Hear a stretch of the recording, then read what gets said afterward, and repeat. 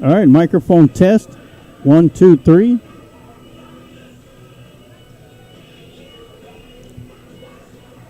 Testing 1, 2, 3. 3, 2, 1. Microphone test. Lockhart Lions at Floresville.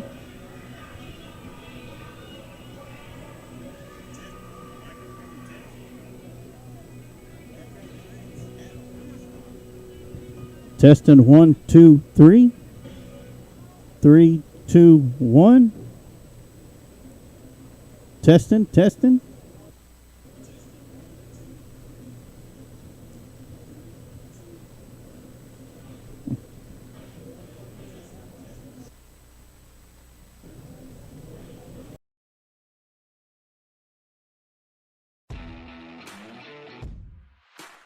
Welcome to today's Lions Pride sports broadcast of Lockhart Lion Sports. Brought to you by our main sponsor, Recon Athlete. Lions Pride sports broadcast is also sponsored by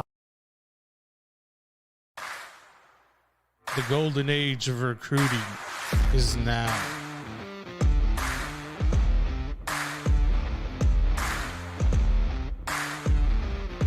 Welcome to Recon Athlete.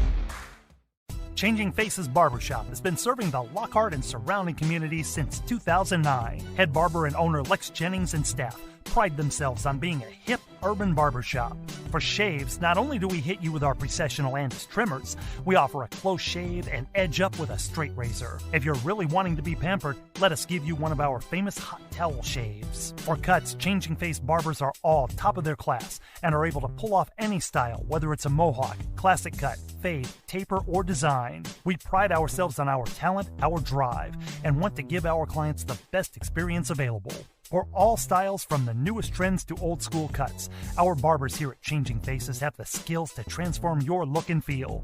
With over 10 years of combined experience, our barbers are on the cutting edge of the barber world. Come by one of our two locations, 2000 West San Antonio Street in Lockhart, Texas, and 900 Bug Lane, Suite 115 in San Marcos, Texas. Or go to our website at cfbarbershop.com. Hi, I'm Richard Mendez with A1 Bail Bonds. If you find yourself in a jam, we're your plan. We'll put your feet back on the street. A1 Bail Bonds. Go Lions.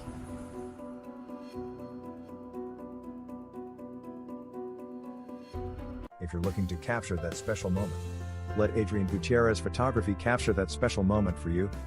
Whether it's a wedding, birthday, family photo, or any special occasion, Adrian Gutierrez Photography is the right one to turn that special moment into a memory that will last a lifetime. Adrian Gutierrez proudly supports Lockhart Lion Athletics and can be seen at many events in Lockhart, as well as at Lockhart Lions sporting events, offering his time to create special moments for the Lockhart community. You can contact Adrian Gutierrez Photography at 512-227-6794, email adriangutierrezphotography@gmail.com, or his website adriangutierrezphotography.com. Adam & Sons AC and Heating is a locally owned business. President, CEO, and U.S. Navy veteran Adam Renteria has been certified in HVAC since 2010. Adam is also certified as a home performance specialist through BPI. Adam & Sons offers professional work, excellent quality service with affordable prices. Whether it's commercial or residential, Adam & Sons is the one to call. Contact Adam & Sons AC and Heating at 512-844-2695 or email adamrenteria64air@yahoo.com. Mention you heard this ad on the Lions Pride Sports broadcast and get 10% off your service call. Head on down to Commerce Cafe at the corner of Commerce and Market Street in the heart of historic downtown Lockhart for a meal that'll make the whole family happy. Wash down our Statesman-approved chicken fried steak with an old-fashioned root beer float. Keeping healthy? Grab a peach salad and roasted chicken. We can't wait to see y'all at Commerce Cafe at the corner of Commerce and Market Street in the heart of historic downtown Lockhart. Let Bryan Enterprises Family Entertainment be your one-stop shop for your party entertainment needs. If you're in need of balloon twisters, face painters, or bounce houses, just give them a call at 512-846-3334. If you're looking to rent a mascot costume or to hire a children's performer to appear as a superhero, princess, or one of their 85 other merry mascots, reach out to them. Bryan Enterprises Family Entertainment has been entertaining families in Caldwell County for 2 decades. Bozo the Hozo, the Christian Clown, the first entertainer for the company, has entertained thousands at the Lockhart Chisholm Trail Roundup Parade over the years. Family entertainment and family engagement are two phrases that are a part of Bryan Enterprises' core values. Whether it's motivational speaking at school assemblies, or writing children's books, or training personnel to engage fathers in the community, children and families are always at the heart of this organization. To find out more about Bryan Enterprises, feel free to check them out on social media or visit their website at bryant-enterprises.com. The golden age of recruiting is now. It doesn't matter if you're in a small town. If you can ball, we'll find you.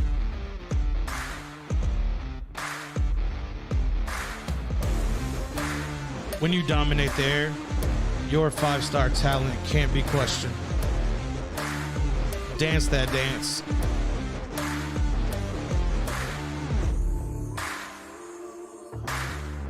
Welcome to Recon Athlete, where we identify, reveal, and promote student athletes.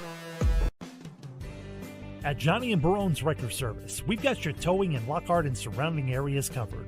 Founded in 1967 by Jesse Johnny Barone and Fidelia Barone, Johnny and Barone's Wrecker Service is a family-owned and operated business in Lockhart, Texas, and have been in the business for over 50 years now. That means we've got the experience that it takes to be the best. Johnny and Barone's Wrecker Service provides wrecker and towing service 24 hours a day, 365 days a year, with a bilingual staff of dispatchers, drivers, office staff, and managers who provide excellent and friendly customer service. Johnny and Barone's Wrecker Service will treat you like you're part of the family, ready to assist you when you need it. Our friendly, experienced staff will get you and your vehicle where you need to go safely. Come by and visit us at 1400 South Commerce Street in Lockhart, Texas, or call us at 512-668-4840. Johnny and Barone's Wrecker Service. We're committed to providing a service you can be proud of.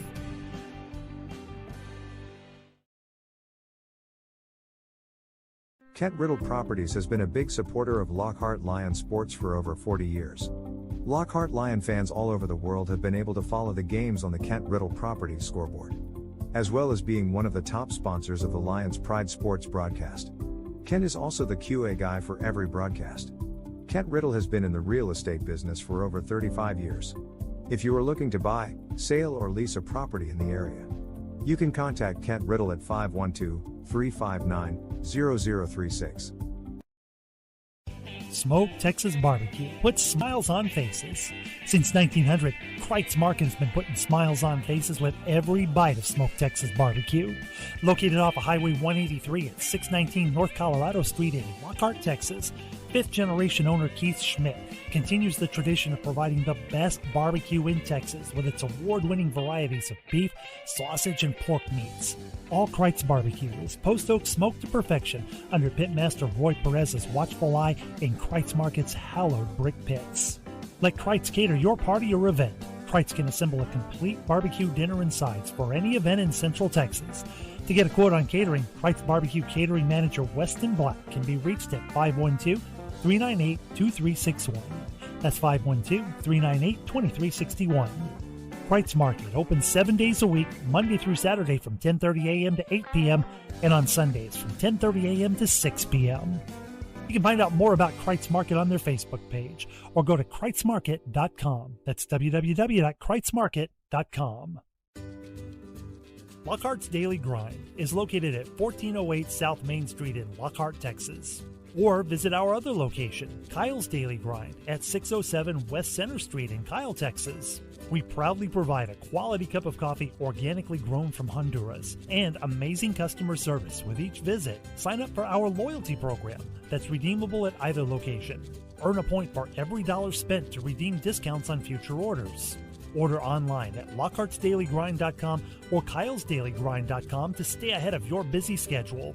Let us cater your next event with hot and cold brewed coffee, lemonade, muffins, and more. Reach out at lockhartsdailygrind@gmail.com. Lockhart's Daily Grind, 1408 South Main Street in Lockhart, or Kyle's Daily Grind at 607 West Center Street in Kyle. Old Pal Texas Tavern, located on the square in downtown Lockhart at 100 East Market Street. From a variety of appetizers, fried chicken, burgers, and salads, Old Pal is the right place for your hunger. We're open 7 days a week, Sunday through Thursday, 11 a.m. to 10 p.m., and Fridays and Saturdays from 11 a.m. to 12 a.m. Our kitchen will be open late for Lockhart Lions Friday Night Lights home games. Old Pal Texas Tavern, cold drinks, fried chicken, and famous smash burgers are perfect for your after-game score.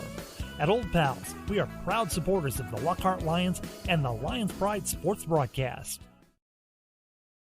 At One Ghost Fitness, our main focus is providing a premium one-on-one personal training experience. Our comfortable and friendly environment ensures each person reaches their maximum potential. Coach Andrea and Coach Hector are ready for your fitness journey. We can train any individual from women to men ages 60 plus. If you've had knee, shoulder, or back problems recently, we can help.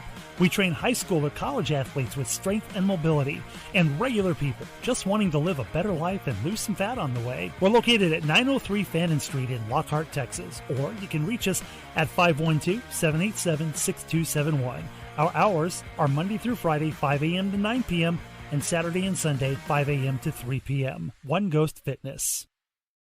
If you're looking for drywall and paint work done, look no further than Reyna Drywall and Paint.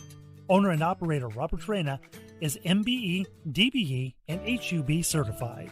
Whether it's commercial or residential, metal framing, suspended ceilings, doors, and hardware, Reyna Drywall and Paint is the one to call. You can call Robert Reyna at 512-925-0634 or send an email to reynaconstruction@sbcglobal.com.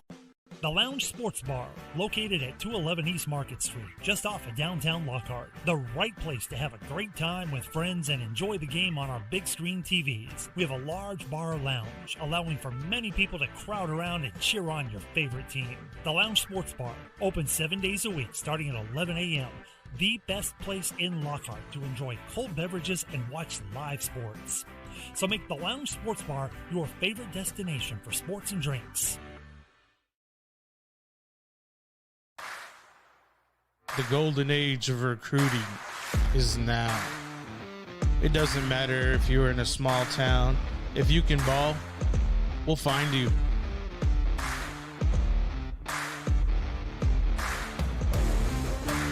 When you dominate the air, your 5-star talent can't be questioned. Dance that dance.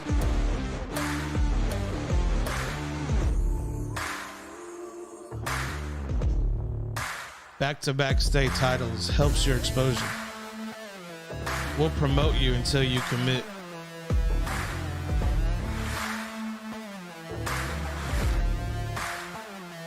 Speed is what they desire, and when you're a legacy to speed, you leave no doubt. It's fun to be fast.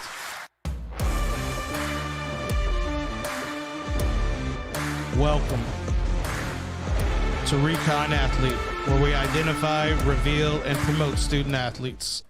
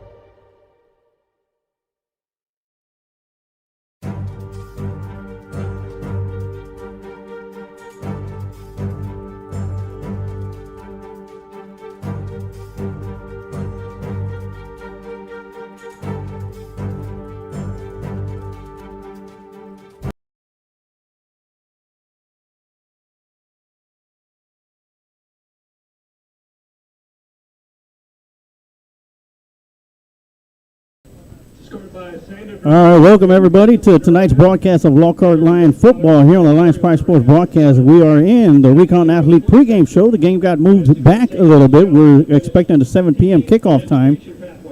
But looking at the scoreboard, we got about 24 minutes before kickoff, so that puts us right about 7:30 p.m. But right now, we're going to take a quick moment. And on Wednesday night, tragedy struck the Brown family as Josh Brown and his son Jacob Brown lost their lives in an automobile accident. Jacob Brown was a fourth grader at Navarro Elementary, and Josh coached the varsity basketball team through the spring, summer, and fall.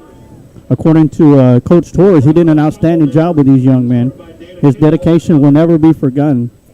Tonight's Lion Pride Sports broadcast of Lockhart Lion football will be dedicated to Josh and Jacob Brown, 2 lives gone too soon, and 2 lives who will be forever missed. Our thoughts and prayers to the Brown family. And I'm going to kick it over to TD Tom Dunn as he has a couple of words he would like to share with all you fans out there. Yeah, so this has impacted our, not just family, not just friends, but our entire community. Both Josh and Jacob were well known. I served on the Little League board with Josh, and, he was one of the most selfless human beings I've ever known, and I mean that from the bottom of my heart. He spent every sparing moment he had volunteering, whether it be basketball or Little League, just always out there working, and Jacob was always out there as well, helping him. Jacob was one of the sweetest kids you could ever meet. He would help out just about anywhere and everywhere he was needed, and so it's a great loss for our community, and I just think, I'm here tonight because I think that's what Josh would want. He would want me to push on, to continue to do the things I love, because that's how he lived his life. He was all about happiness and forcing happiness, and he basically felt that worrying was a waste of imagination. So I want to say he'll be sorely missed, and he was a great, great man, and our hearts go out to the family of Josh and Jacob. They will be missed, and there really are no words to say that can heal a wound like this, but he will be missed, and so will Jacob, through our whole community. And I just thank his family for allowing him to do the things he did so that I could get to know him. Working with Josh at the Little League, when he came on and we started working together, to be honest, Sergeant, being around him made me want to be a better man, a better father, and I appreciate the time that I had with him. Yes, definitely. And right now we would like to take a moment of silence in memory of Josh and Jacob Brown.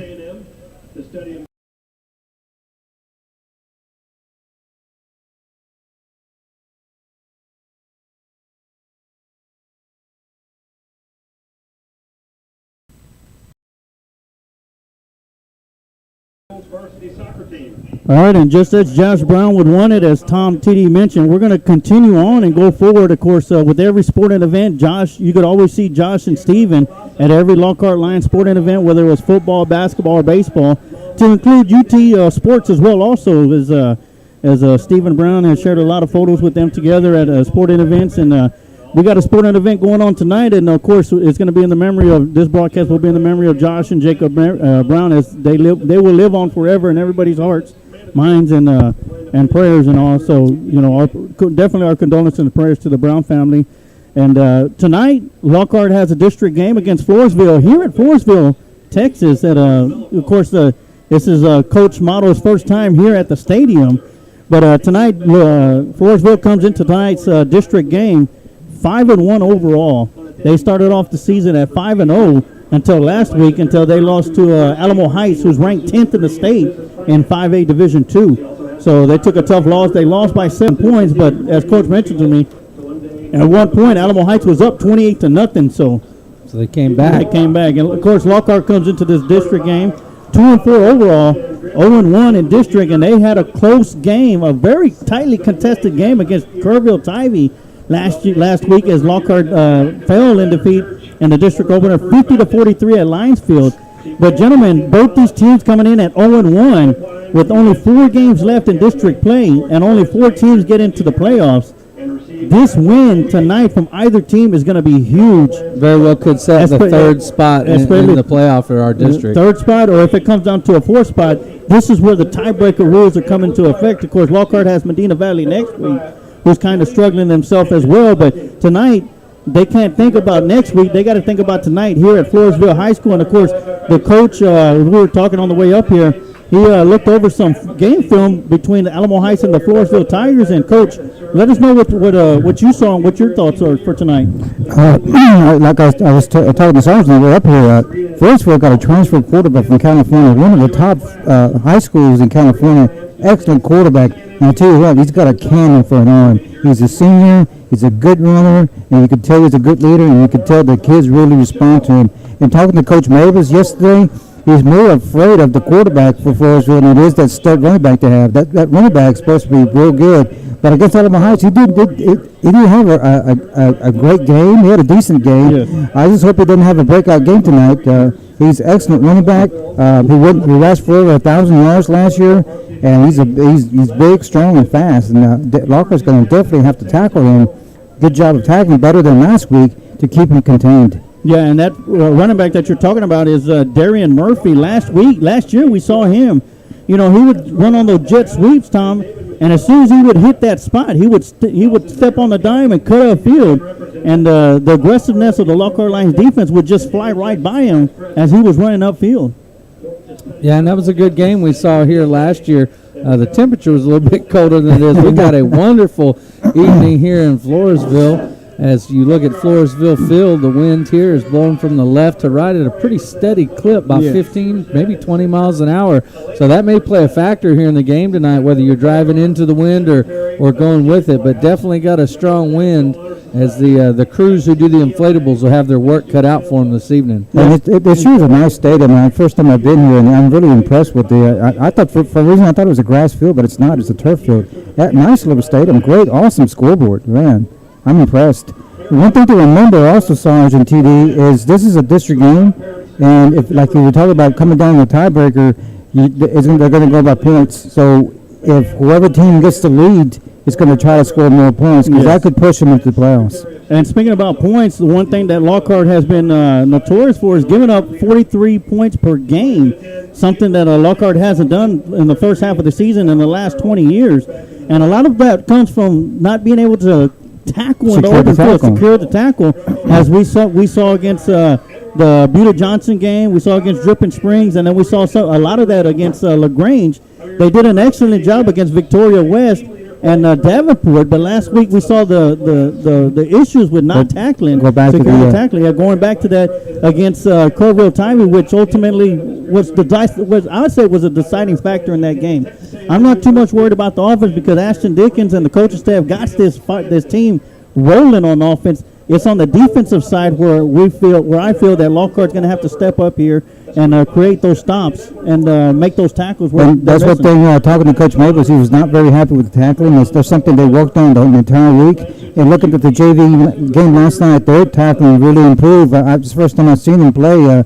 But Sarge has seen him every game, and they said that JV last night really stepped up and did a great job of tackling, playing defense. Then we have, I think we had 3 quarterback sacks in a row. Yeah, 3 quarterback sacks in a row to start the second half, matter of fact. And I tell you what, Coach Mabels was down there. He was pumped up, and of course, great feel down on the field, and not on just that, but in the stands, because the JV hadn't won a game in almost a year and a half to 2 years. And last night they come up huge and defeat the Floresville Tigers 14-12. And congratulations to them, 14-12 win. It was a good football game. But Floresville showed up to play also. It wasn't just a cakewalk. Yeah, Sarge, going back to what you said about broken tackles, I can tell you broken tackles will break your heart, and that's exactly what happened to Lockhart last week. And that's one thing. You have an explosive offense that can score all kinds of points. But what hurts them is to put them in the situation where they absolutely have to win the game. Yes. Whereas if we can just come up with a few more stops, get a few more open field tackles, which we did see some awesome open field tackles last night from the Lockhart secondary as well as the linebackers. But if we can just hold them and then get out a couple touchdowns, it takes that pressure off the offense from having to win the game in the final drive of the game, and then the clock running out on you, which is what we saw last week. So I look for the Lions to try to bounce back tonight after, what was a tough loss but a great performance. Yes. I didn't have a chance this week to get the Lockhart stats, but I guarantee you they were way up there. And I'll have them here in a minute. And of course, do want to give a shout out. If you haven't heard yet, the cross country team, which is kind of so-so in Lockhart, won their 26th district championship in the last 34 years underneath head coach Scott Hippenstill, who's people are legends after they're gone. Coach Hippenstill is a different kind of legend. He's a walking, living legend when it comes to cross country in the state of Texas. And had a chance to talk to him last night to congratulate him, and he even said one district championship is tough to win. He goes, but when you've been able to be consistent and have 26 championships in 34 years, that says a lot for a program and the kids that buy into it. And talking to him, I told he said that the junior high has some kids that's going to be coming up and looking to be even stronger. One of those young girls is Natalie Gonzalez, daughter of Steve Gonzalez, who has just been tearing it up at the cross country meets. Got first last week for the 7th grade cross country team. Yeah. I tell you what, as well as Lockhart has done over the years in cross country, we ought to think about proposing to change the town name to Kenya, because the way these kids run, I mean, it's incredible. And if you go out and watch the cross country run, folks, that's the thing. It's not one or two kids up at the front of the pack, winning it for Lockhart. If you go out and watch the race, you're going to see a ton of maroon in the front, say out of the front 20 kids in a race, you're going to have 8 maroon shirts out there. So it's not just one or two. It's definitely a team effort with them. And one of the things I always love is to see them running around town in the mornings, just relentless. Tom, I thought you were going to say name the town after Hippenstill. Yeah. There you go, Hippenstill, Texas. Let me tell you a quick story about Coach Hippenstill. Coach Hippenstill was hired from Leander Middle School. Coach Hippenstill was a football coach at Leander. And he came to Lockhart, and under Coach Morris, he said, no, I don't want you coaching football. You're going to be my head soccer coach. Well, after a couple of years, the soccer practice is a well-known story. Coach Hippenstill did not spend very much time practicing soccer. Those kids were running and running, and they said, "What do you?" I said, "Coach, well, I'm getting you ready for cross country and track." So, long story short, they're very successful in track and cross country. And Coach Morris, the smart man, said, "You're my cross country coach." Yeah, so he turned a soccer team into a state championship cross country team. Great move. And I tell you what, Coach Hippenstill has been there and seen a lot of games and seen a lot of head coaches, a lot of ADs, and he's been there throughout the whole time. And he sure has. I don't imagine an AD coming in and getting rid of Scott Hippenstill. Actually, if you're going to get rid of Hippenstill, Hippenstill is going to get rid of Hippenstill himself. Yeah. Would he be the longest reigning coach at Lockhart? I think at the moment, Coach Brown was Mark Brown was ahead of him, but now Coach Hippenstill. And I see Coach Brown; they're doing well, and he's enjoying being down there in Hallettsville. Yeah, retired. See them going to games each week for his son, and they're really enjoying the Hallettsville Brahmas down Taking there. care of his cows. Yeah. And TD, talking about the stats from last week, we talked about it a little bit last night, but Lockhart ran a total of 70 plays to 61 plays to Kerrville-Tivy. Total yards, Lockhart had 561 to 525 for the Antlers. Passing was 191 to 246. Rushing was 370 for Lockhart, 279 for Kerrville-Tivy. And as far as rushing stats, it was Sean McKinney with 23 carries, 178 yards, and a long run of 54 yards. And Ashton Dickens right behind him with 18 carries for 153 yards for 5 touchdown runs and 1 touchdown pass. And, of course, our lone touchdown pass went to number 21, Joseph Duran, which kind of snuck out of the backfield on us. And it did. And, kind of caught everybody off guard with the exception of Ashton Dickens, who found him and threw a tight spiral in between a couple of defenders. And, Duran took a huge hit once he made the catch, but he held on to it. And, of course, like we talked about, his shoulder pads and knees, and it came out with a big catch and first touchdown reception of the year for Duran. Well, I tell you what, something that was a takeaway from me from last week is we really got McKinney going, and he really started to, kind of show us what he can do. And I think a big part of that was the play calling of the offense. So we saw a play last week we hadn't seen a whole lot of this season, and that's a misdirection kind of counter back to the weak side where everybody starts right. McKinney comes back left with the ball, and he broke that one big for over, I think over 40 yards a couple times. One of them going for well over 60, where he didn't quite get into that top end gear. Right. They ran him down, but at the same time, McKinney just had a great game and seemed to really be catching the crease, as did Ashton Dickens. He pulled that ball down a few times, and by the time he was through the line, he was 30 yards down the field and headed for the end zone. So I think that's one of the things tonight that we'll you want to go into the coach's keys, or could do it after the break? We'll go real quick. One last thing about the Kerrville-Tivy game last week. Kerrville-Tivy had 7 scores. 5 of those 7 scores went 23 yards or more, with the longest coming with a 79-yard touchdown pass. Explosive the explosive plays is something Lockhart's going to have to handle right now. But as Tom mentioned, we're going to go and take a quick timeout. When we come back, we're going to have your Kent Riddle coach's keys to victory with the coach, Amado Galvez. And stay tuned as you're watching Lockhart Lions football here on the Lions Pride Sports Broadcast.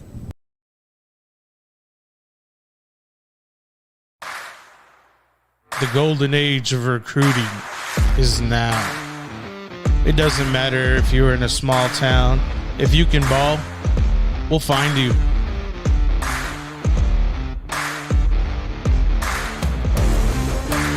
When you dominate there, your 5-star talent can't be questioned. Dance that dance.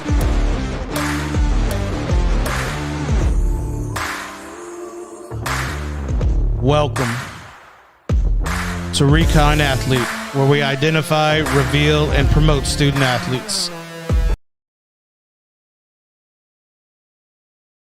All right, and welcome back to the Recon Athlete pregame show here on the Lions Pride Sports Broadcast. As we get set, we were about 8 minutes away from kickoff, but right now we're going to kick it over to the coach, Amado Galvez, for this week's segment of the Kent Riddle Properties Coach's Keys to Victory with the coach. Take it away, Coach. Thank you, Sarge. Thank you, Sergeant. And offensively, they looked good last week. They had a lot of new wrinkles, like TD was saying. And last time we saw in the JV game, they added more little wrinkles, and it really threw Floresville off balance. They had a hard time adjusting their defense to Lockhart's different formations. So the key is for Lockhart's offense to keep the ball, get some points on the board, and keep the defense off the field. There's one reason we have so many missed tackles, because the defense out there so long and they're tired. And one reason defense gets weak is because they get tired, but they don't have time to go to the sideline and adjust to different stuff that the opponent's doing. So that's what we need. We need the defense to be out the field. We need the offense on the field. We need to score some points and let the quarterback have his A game like he did last week. Yes, and Ashton Dickens going to have his A game tonight. And, one of the keys, and you are right, Coach, is the defense has to have their moments on the sideline. And, but then it all depends because, Ashton Dickens or Sean McKinney can score from anywhere on the field at any second. Yeah, you score in 3 seconds, and the defense is right back out there. And then, of course, we got Tay Andrews out there on the outside. And, it's just one of those things to where, it's going to come down to, if this offense could hold the ball long enough for the defense to get some rest. But right now we're turning to Tom Dunn, and he's got some keys for Floresville tonight. Well, and that's just it. There's just 2 things that Floresville got to worry about, and they're called number 11 and number 5, and that's Ashton Dickens and Sean McKinney. I do believe that Coach Mabus will look to control, or Coach Mabus and Gilbert will look to control the pace of this game by putting the ball into the hand of McKinney. Who knows? We may see McKinney go 30 carries tonight, because it's going to be really important with the quarterback that Floresville has, the arm he has, to keep him on the sideline where he cannot hurt you. So for Floresville, the one thing they got to do tonight in order for them to be successful against our Lions is they got to stop number 11 and number 5 from running all over them, which I'm hoping happens. Yeah. Yes, and the productivity of Sean McKinney has gained more and more every week. And as you mentioned, TD, we could see him carrying the ball 30 times today based on how well this offensive line is going to be able to push his defensive line around. And as we saw it in pregame, Lockhart has a size advantage on the line and practically everywhere on the field. And that's one thing. Another thing to do is to execute and to get out there and be consistent. And that's something that we've seen from the offense. They've been consistent. Defense, not as much, but tonight is going to be their night, and they're going to have to come out with a huge victory because the team that comes out with a win tonight is just that one step closer to getting back into the playoffs. And after the Lockhart Lions going 0-9 last year, for them to have an opportunity to get back into the playoffs after making it in their Coach Mavis's first year is going to be something big to make it back after the season we had last year. Good point, Sarge. Like you're saying, we definitely have a size advantage, and hopefully that the offensive line can wear down the Floresville defense as the game goes on. And we've got the size advantage, and the numbers are pretty evenly matched. As you see your Lockhart Lions running out of the tunnel there on the other side. They look like they're ready to play. We got some lightning far back in the background, but hopefully it's far enough not to affect any of the gameplay here tonight. So, as I said, the numbers are pretty well matched. Floresville's got 40 kids on their team. Lockhart has 42. All right, gentlemen, before as Floresville comes out, they got their pink socks. Of course, it's Breast Cancer Awareness Month, so they got the pink ribbons going. And so, gentlemen, breakout players of the game for each one of y'all, starting with the coach. Definitely has to be the quarterback for Lockhart, and also the quarterback for Floresville. We got to keep him contained. TD? Well, I tell you what, when Floresville comes with a quarterback like they have, we're going to have a breakout player that comes from the secondary for Lockhart, gets their hands on a ball, turns around a big drive, and maybe helps give Lockhart the momentum at a crucial point in the game. Mine's going to have to be the defensive backs for the Lockhart Lions, Ashton Hernandez and Josh Flores, as well as Deontay Jackson and Haseo Batres as safeties. We're going to have to get a big performance from either one, and for them to come up with a couple of picks and get the ball back to the Lockhart Lions, and to help the rest of the defense out to come in and be the second man to be right in there to make the stops that they weren't able to make last week. My go-to players are going to be the defensive backs for the Lockhart Lions. Well, and we've seen it a few times in this game here at Floresville. Momentum can be everything.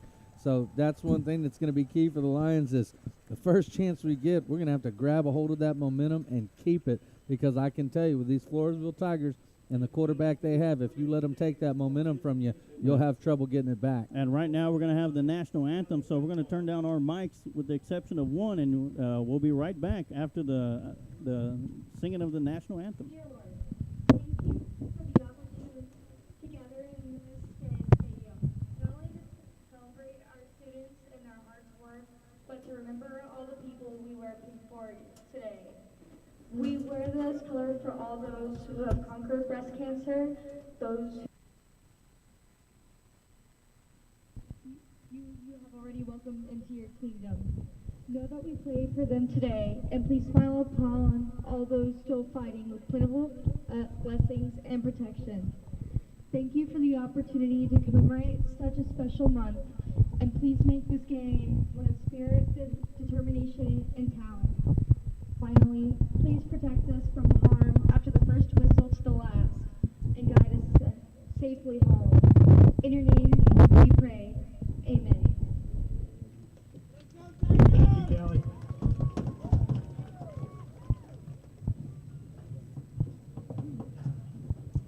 This time, I'd like to take the opportunity to introduce our 2021-2022 FHS varsity cheerleaders under the direction of Alexander Morris and Jamie Hahn. We've got co-captain Caitlin Lothringer,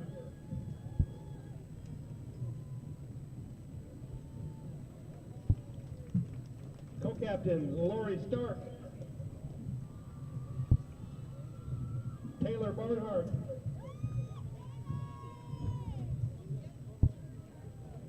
Michaela Gonzalez, Amber Naranjo, Mercedes Elizondo, Peyton Jarzambek, Grace Opiella, Becca Torres Riddell, Genesis De Leon,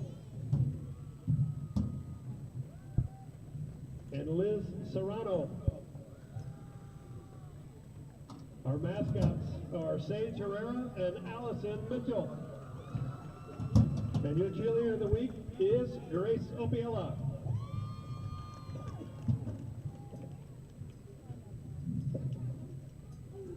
At this time, we'll hear the Floresville alma mater.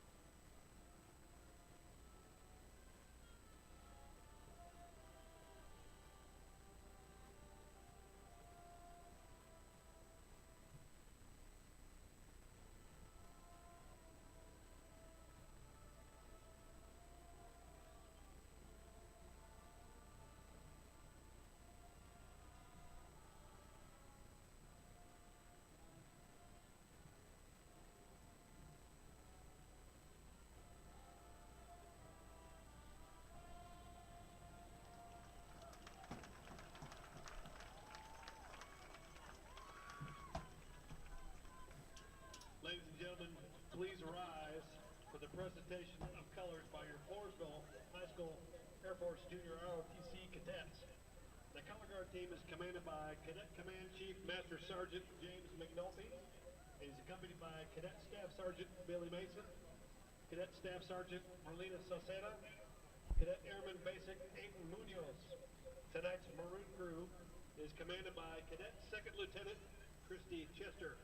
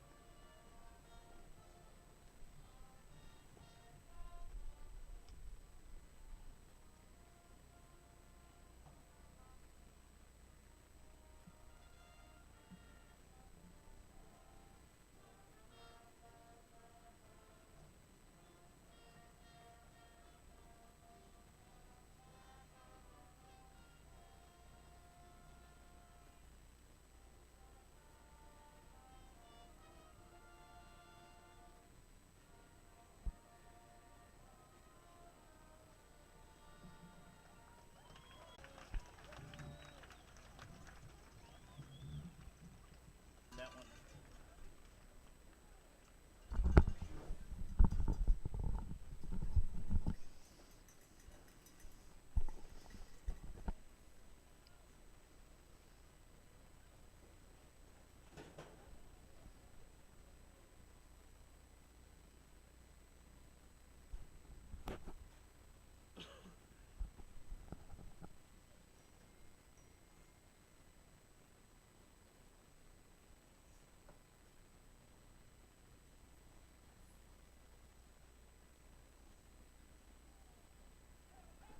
Right, ladies and gentlemen, we are just a few minutes away from kickoff here in Floresville, Texas.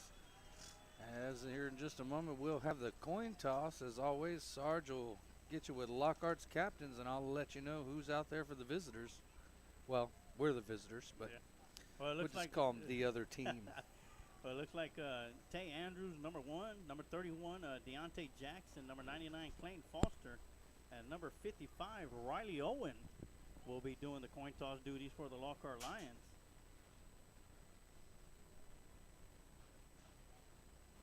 And for Floresville, they're going to have number 51.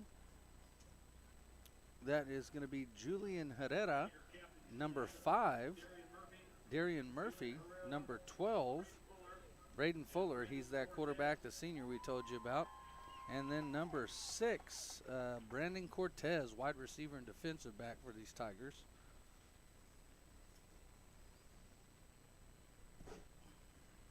And right away, you can see the size difference for the Lockhart Lions at the coin toss. But as we mentioned earlier in the pregame show, the Recon Athlete pregame show, you know, it's how you execute.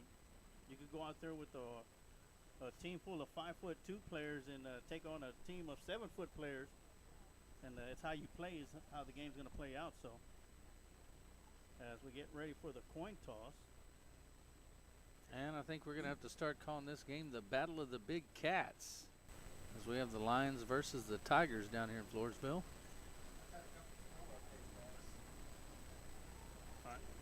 Alamo Heights 20, Medina Valley 0, second quarter. Also, Tivy, Bernie Champion 14, Tivy 3, also second quarter. They got a 7 o'clock start. And, of course, we were in a couple of lightning delays set us back about 30 minutes.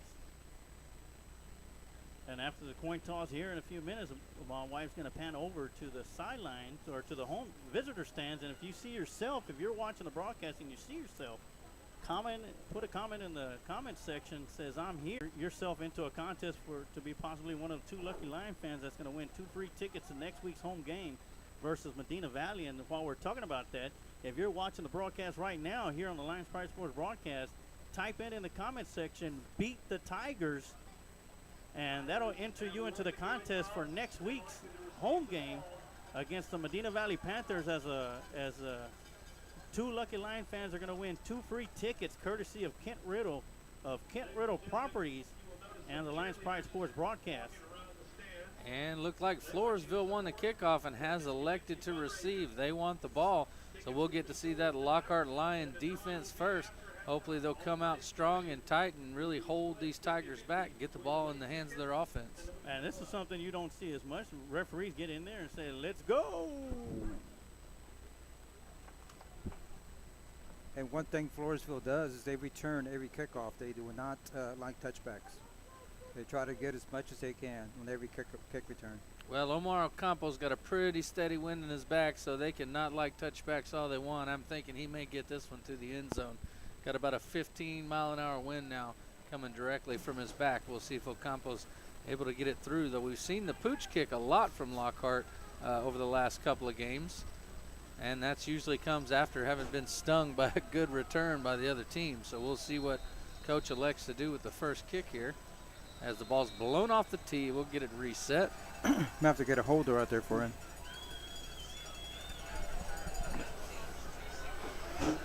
Yeah, he's asking for somebody. And that's number 43.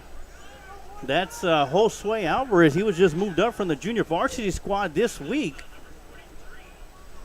And they like to switch him out with Deontay Jackson. He's got the speed to definitely recover quickly and stand up and get down the field. As fast as he is, he may still be the first one to the ball.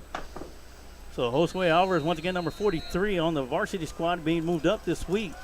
Gets his first action on special teams as we get set for this game to get started, as Omar Ocampo steps up and sends one high and deep. And that's going to be a touchback. Like it or not, that's going to be a touchback.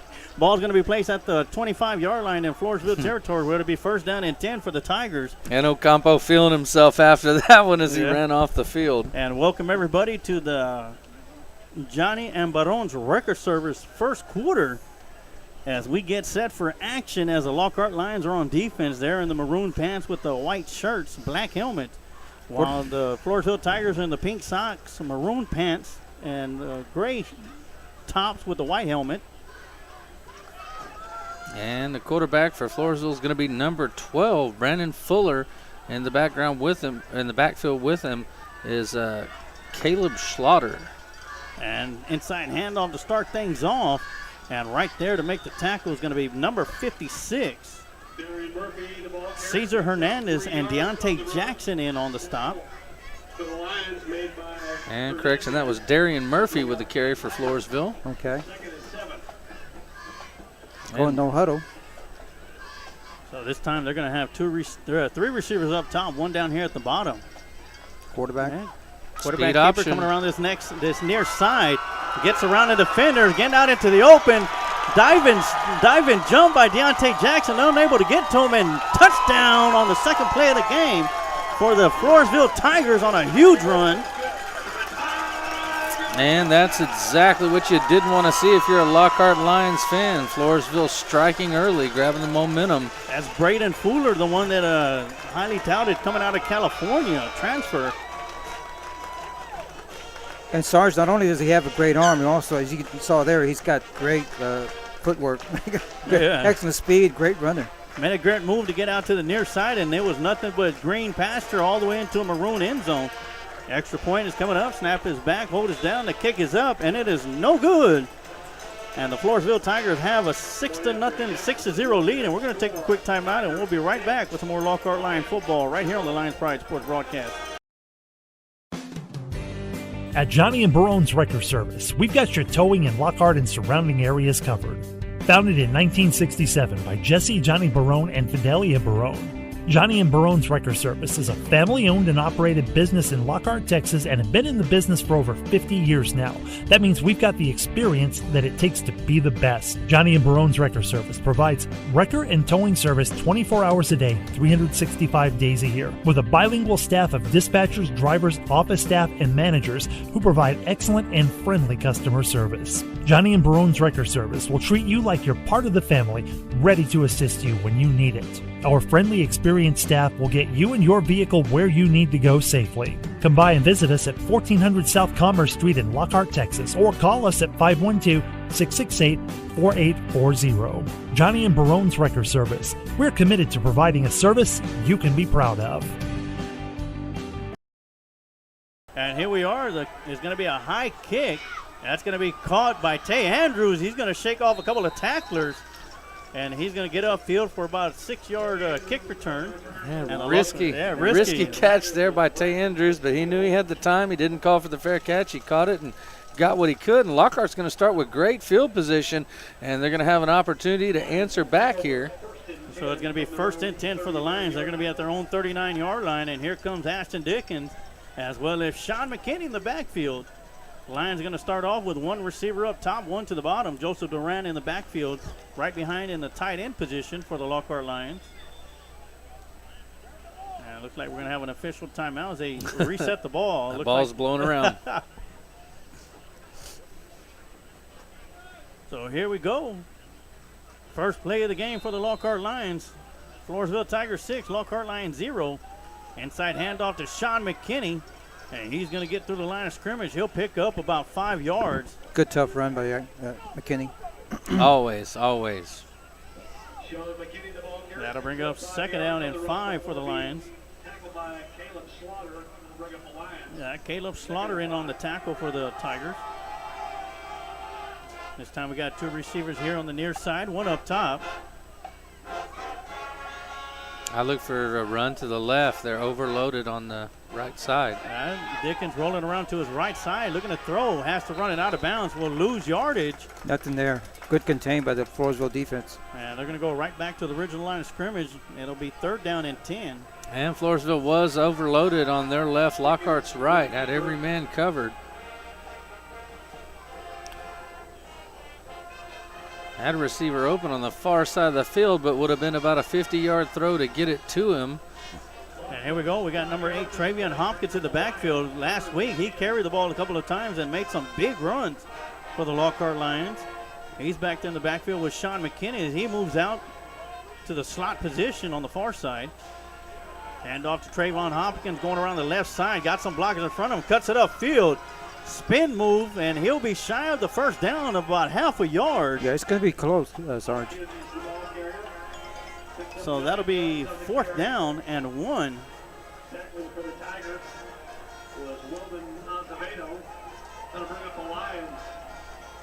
So definitely 4 down position territory for the Lockhart Lions. They're going for it.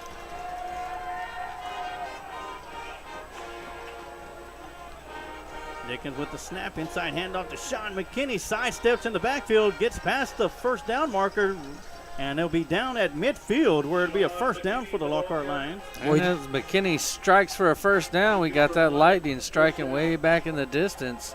Hopefully it doesn't come into play and give us a delay this evening. Hopefully it's going the other way.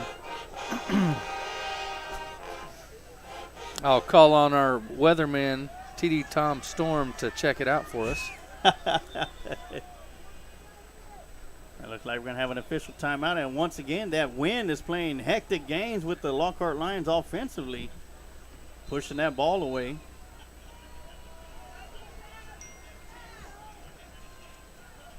Duran in motion, inside handoff to McKinney. He bounces it around to the near side, comes down, gets the edge, nice little spin move, and he'll pick up 9 yards, and that'll bring up 2nd down and 1 for the Lions.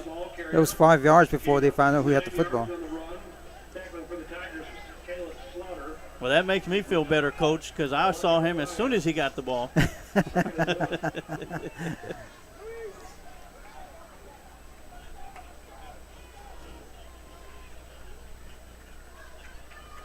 So we're at 9 minutes left to go here in the Johnny Barone's Wrecker Service 1st quarter. Lions driving the ball down the field, trailing 6-0. This time's going to be a quick pass out there to Deontay Jackson. He's going to make a couple of moves, gets to the seam, and a shoestring tackle to keep him from going into the end zone. Almost scored there. All the way down to the 22-yard line to be a big first down for the Lions.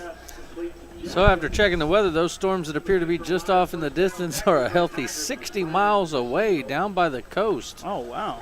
Getting a pretty show here tonight, and they're moving in the other direction, so no fear of a lightning delay here. Lockhart doing exactly what I had hoped they would do, kind of controlling the tempo of the game, keeping the ball on the ground quite a bit, and using up as much of the clock as possible, keeping that quarterback off the field.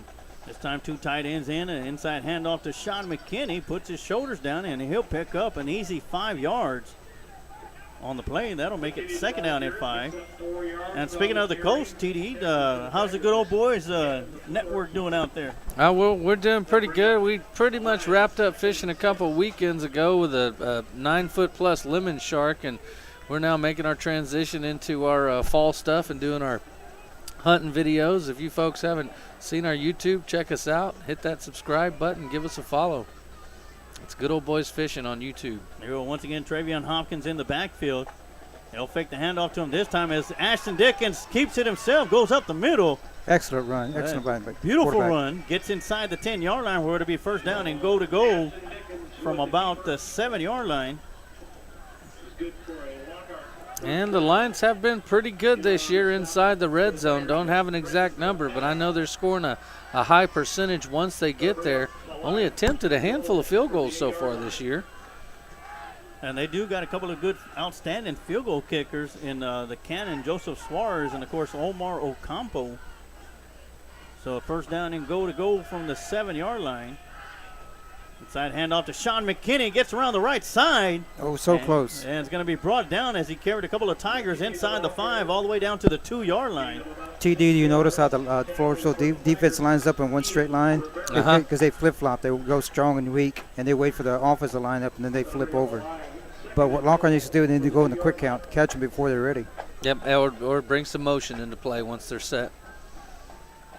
And here they go, Lions lined up, 3 receivers up top. Tay Andrews all by himself down here to the bottom. You're right, Coach. That's definitely something to be taken advantage of. Dickens with the quarterback keeper going around the right side, almost gets into the end zone, and he'll be shy of about half a yard. And that'll bring up third down and go to goal from about the 6-inch line, if there is one in football. Throw the challenge flag. Yeah. Where'd he even get that red flag? Yeah. I see Joseph Duran coming back into the game. Of course, Duran's one of those tough runners. If you need a yard, he'll give you 6. And he lines up in the tight end slot position. Inside handoff to Sean McKinney. And they're going to mark him just shy. No so gain close on the play. And Come of course, on. shades of last year as Floresville was able to keep Lockhart out of the end zone at the inside the 1-yard line as Lockhart ran 3 plays and came out with stole a victory from the Lockhart Lions last year. And here we go, 4th down and go to goal from the 6-inch line. Definitely going for it. I'd put him under center and go old school, the old school quarterback sneak.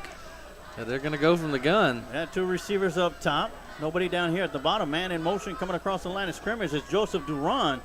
Inside handoff to Sean McKinney, and he's going to get into the end zone for a Lockhart Lion touchdown. So workman-like series there for the Lockhart Lions as they take over on their own 38-yard line, march all the way down the field. Didn't get an exact number of plays. Think it was probably over 12 plays on that drive, just chipping away a little at a time. And one of the biggest things they did there was chip away a huge chunk of clock. With that series over, we're down to 5 minutes, 17 seconds left here in the Johnny Barone's first quarter. And here comes Omar Ocampo to snap his back to hold us down. The kick is up, and it is shotgun right through the uprights. And the Lockhart Lions take the lead 7-6 here in the Johnny Barone's first quarter. We're going to take a quick timeout, and we'll be right back with some more Lockhart Lions football here on the Lions Pride Sports broadcast. The Lounge Sports Bar, located at 211 East Market Street, just off of downtown Lockhart. The right place to have a great time with friends and enjoy the game on our big screen TVs. We have a large bar lounge, allowing for many people to crowd around and cheer on your favorite team. The Lounge Sports Bar, open 7 days a week starting at 11 a.m. The best place in Lockhart to enjoy cold beverages and watch live sports. So make the Lounge Sports Bar your favorite destination for sports and drinks.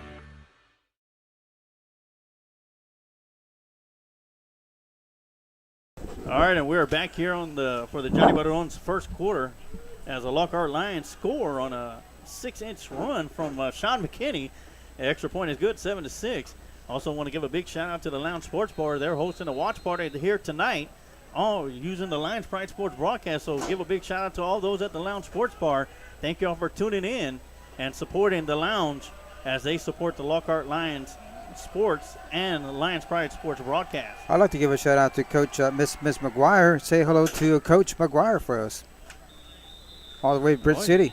Bridge City is Coach Must have an open day. They must Yep. have an open day. So thank you for tuning in as that one's going to sail it out of the end zone. That'll be a touchback. And I'd like to remind everybody tonight's broadcast is in memory of the late Joshua and Jacob Brown of Lockhart, Texas. Yes, definitely. Well, so the Lions up by 1. You know, one of those situations where Floresville missed an extra point. You never know when that 1 point could really make a difference in the end of the game. So this time Floresville coming out in a spread immediately. 3 receivers to the short side of the field. Matt Fuller in shotgun formation. Fakes the handoff, keeps the ball himself, going around the right side, getting the edge as Quavon Reese is trailing behind him. And just like that, it's going to be a foot race that Fuller's going to win. And just like that, once again, the Floresville Tiger touchdown on a long touchdown run by the quarterback. All right, so evidently we need to get the ball and keep it until halftime, then get the ball afterwards, and then run the 2 quarters out with 1 possession because this kid scores quick. And Tom, as you know, on defense, you always have somebody on the quarterback. And apparently somebody did not get the quarterback. Well, I'll tell you, if it didn't happen after the first series, it'll definitely happen after that. I'll look for Lockhart to put a spy on him moving forward. There will be someone on that defense mirroring everything he does moving forward. I'm sure what they're doing. I haven't looked at that film yet, but I'm sure what they're doing, they find out who has the quarterback, whether it's defensive end or outside linebacker, and then they're sending somebody to block him. That person's getting blocked. And here we go. The extra point was blocked by the Lockhart Lions, so the score is going to remain 7-12. Floresville leading. We're going to keep it right here, but great job by the Floresville Tiger quarterback. 2 carries, and he's already over 105 yards on the day. And that is Brandon Fuller, who's the quarterback for Floresville. And Lockhart blocking 2 extra points. 1 point can be the difference, 2 even better. So the gap 5 here in Floresville. Look for Floresville to go for 2 next if they score. Definitely. The next time. I'm sure that quarterback is probably saying, hey, I should have left California last year. All right, and it's going to be Sean McKinney and Deontay Jackson back deep for the Lockhart Lions. The first kick by Floresville, a high pooch kick fielded by Tay Andrews, dangerously close to defenders, where he was able to move it forward for about 8 yards. And I tell you, with that strong wind, all he had to do was just put it up in the air, and that ball's going to hit it like a backstop. And this one's going to be kicked deep. You see it holding up in Deontay the air. Jackson gets underneath it, bobbles it, picks it up at his own 11-yard line. He comes around the near side, trying to get the edge, and he's going to step out of bounds at the 18-yard line. What a great job to dance, move, and shake and make his way all the way out to the 18 after dropping the ball just inside the 10. Difficult ball to catch, as you said, just holding up in the wind.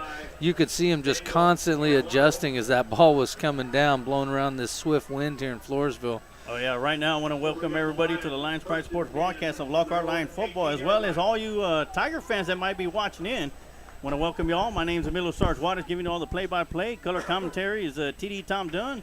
Our football analyst, Coach Amaro Galvez.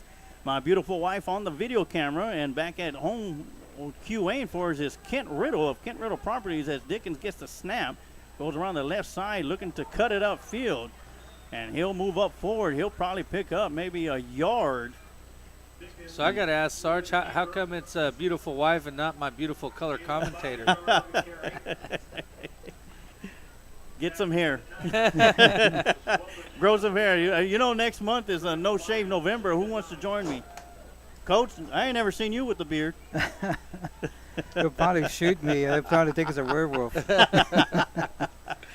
All right, it's second down and 9 for the Lions. We're about 4.5 minutes left to go here in the Johnny Bodone's record service. Jet sweep coming around the near side to Deontay Jackson. He's going to get around the edge and gets tripped up. And great shoestring tackle there by number 2. That's Ian Rivera on the tackle for Floresville. So it'll be second down and 4. Third and 4. Third and 4, yep. excuse me. First play was a run by Dickens to the left that picked up about 1 yard. Big down here. It is. Need to keep the football. As Jackson is in the backfield now with Sean McKinney. Hand off to Jackson going around the left side, and he's going to be tackled from behind. Great job by the defense of the Number 19. Tigers. Number 19, excellent tackle. That'll be no gain on the play, so that'll bring up 4th down and 4. And the punt unit is going to be coming up, and I'm pretty sure that's something Coach Mavis does not want to see or did not want to see. Well, I tell you, if you are going to punt, you want to win like this at your back, as Ocampo's going to get a shot to boom one. Floresville putting nobody back deep. I mean, they've got a guy about 15, 20 yards off the ball, but this ball's going to rocket past him. There he goes. He's going back. And once again, Ocampo. And he's going to get a nice kick. It's going to take a huge bounce at the 27 and keeps rolling. Go out. Roll. Oh. That ball's going to be saved. And out of bounds, they're going to call it a touchback as Tay Andrews was almost able to get it at the 1 yard line. And I tell you what a boot from there. What a boot. He was standing on the 10-yard line, and basically he put it out of the end zone on the other end. So, you know, what amounts to around a 84, 85-yard kick there. I expect somebody to take the quarterback now, TD. Mm-hmm. And I expect it'll probably be one of the speed players for Lockhart. Though, you know, one of the linebackers for Lockhart, Travion Hopkins, we've seen him running the ball on offense. He's definitely got speed, so we may see if he's the one that they end up using to spy. I wouldn't be surprised to see Coach Babers out there taking the quarterback. So here we go. Fuller's back out on Jackson. the field. Last 2 times he's had the ball, he's put it for points on the board. This time he hands it off, and nothing doing as a great defense for the Lockhart Lions, able to get up there and make the stop.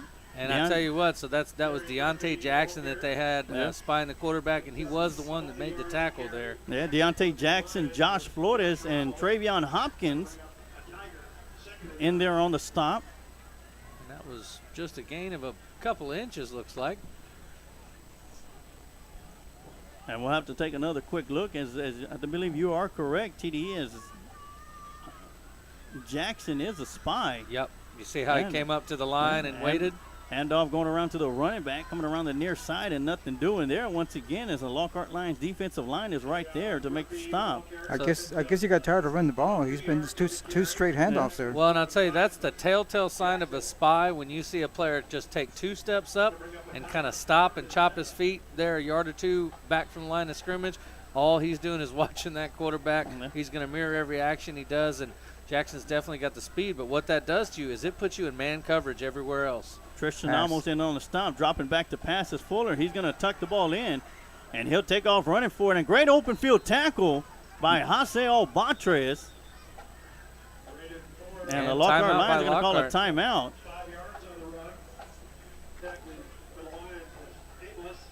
So great job there, too, by Jackson, trailing the quarterback, being real patient. You seeing that, Coach? Yes. How patient he's being while trailing him, making sure he's not going to put a quick move on him, because he's going to take a good angle. And one thing you have to do as a spy, you let that quarterback know you're there. You come up to him and get in his face and maybe bump him a few times and say, I'm here. You're mine all night. Yeah. And that's Lockhart Lions call a timeout on 4th and 1. And I'm pretty sure the Tigers will be going for it, as we have 1:28 left to go here in the Johnny Bodone's record service first quarter. I'd be looking for that option again, as it's hurt Lockhart twice already. And I do want to give a big shout out to Kreitz Market, one of our sponsors here on the Lions Price Sports broadcast. I want to stay tuned at halftime. for the Christ Market halftime show. The band did not travel with the team as they got a big competition going on tomorrow. But we will have one Renee Riles, school board member for the Lockhart Lions and big Lockhart Lion and Texas State Bobcat fan. Yep. He'll be coming up here in the press box, and we'll be having an interview with him. And he'll perform at halftime. He'll perform. He'll be the performance at halftime. So here we go, 4th down and 1. Big play for the Lockhart Lions defense. And the Lions are going to be called for offsides, a free play. And that ball is going to be tipped out of bounds by Quavon Reese, but it's going to be offsides on the Lions. Good job by the quarterback going with the hard count. Yep, good call by the Floresville offense. So it looks like Floresville, some of the players don't look too happy. They don't look too happy about that. Let's see what it's going to be. Is it going to be a false start or an offsides? Was it one of those we wasn't ready? Nope, yep. Let's see. What? He showed holding there for a second. 2 fouls. Offsides. Defense. Holding on the offense. Wow. Offset and penalty, so we're going to do that all over again. I tell you, what a huge mistake by the Floresville offense on that holding penalty. They had a free set of downs. Well, Quavon Reese did a great job going up to get a hand on that football. And we talked about really needing that to be an impact section for the Lions was going to be the secondary. We're going to need someone to get their hands on that ball tonight to give the ball back to the Lions. Looks like Floresville's not going to gamble twice. They're going to bring out the punting team. As Coach mentioned during the Recon Athlete pregame show, they did run a lot of fakes last week against Alamo Heights. Well, so could we be looking at something? Actually, Sarge, Alamo Heights ran it against them. Oh, okay. They were not prepared. Their special teams coordinator for Alamo Heights probably got bonus last week because they ran a fake punt. They ran the fake extra point. It was like it was this night to shine. All right, looks like the Lockhart Lions going to call a timeout, and we're going to take a timeout too. And you're watching Lockhart Lion football right here on the Lions Pride Sports broadcast. Head on down to Commerce Cafe at the corner of Commerce and Market Street in the heart of historic downtown Lockhart for a meal that'll make the whole family happy. Wash down our Statesman-approved chicken fried steak with an old-fashioned root beer float. Keeping healthy? Grab a peach salad and roasted chicken. We can't wait to see y'all at Commerce Cafe at the corner of Commerce and Market Street in the heart of historic downtown Lockhart.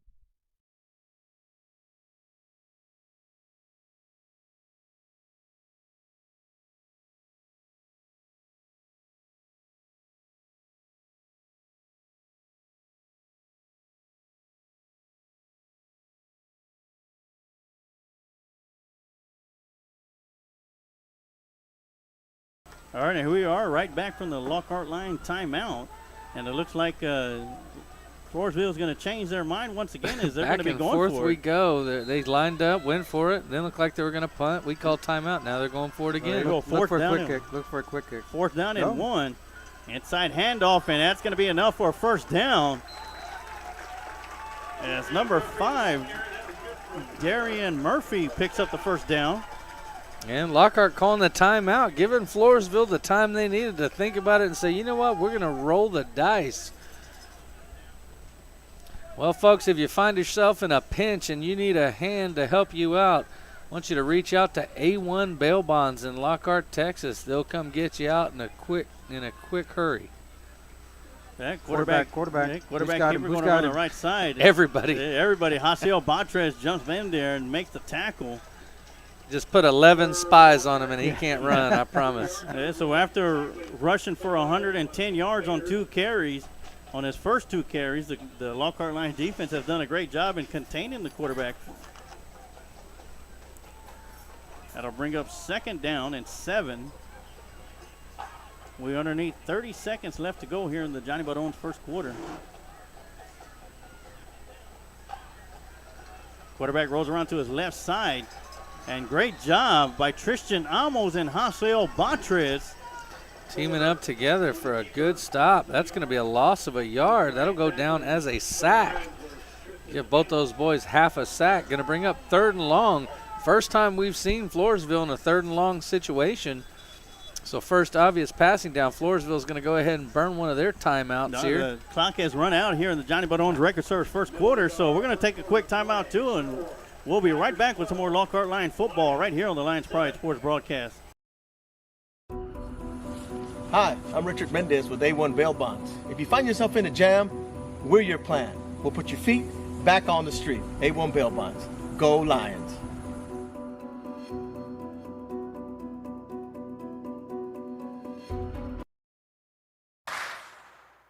The golden age of recruiting is now.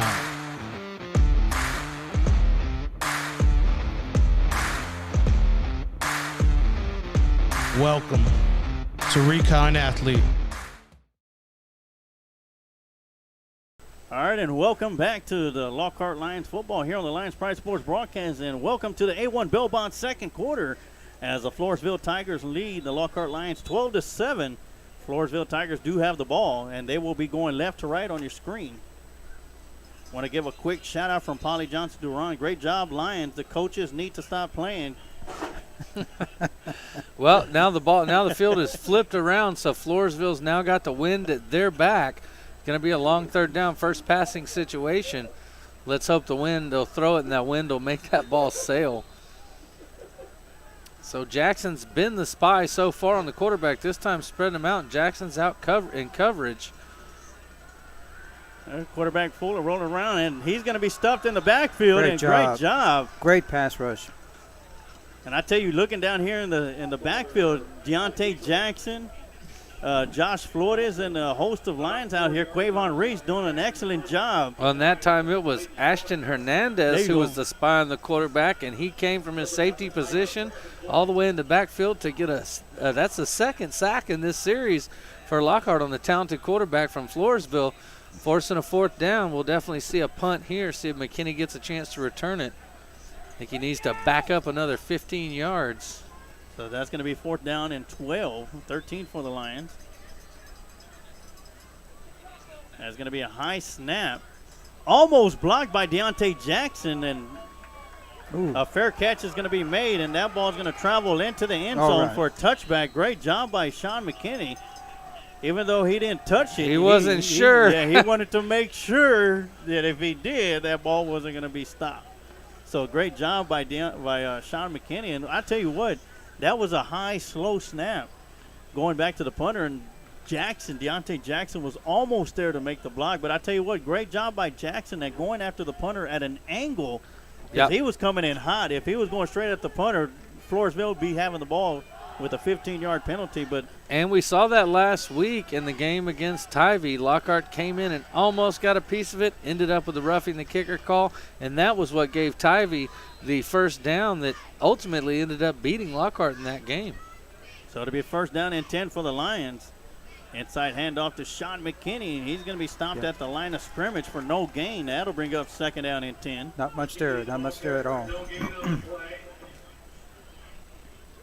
Wear that clock down, Coach. Wear it down. I'd like to see the Lockhart Lions take about 10 minutes and 45 seconds left to score, as that's how long we have left in the A1 Bail Bonds second quarter. And I tell you what, you see a lot of lightning in the background, but of course, according to the the weatherman, TD weatherman, that's 60 miles away along the coastline. There was a couple little ones popping up here and there between, but everything moving in the other direction. Oh, we dropped the ball. Ball's going to be fumbled on the snap. Oh, no. And the Tigers are going to recover the fumble and take over deep in line territory.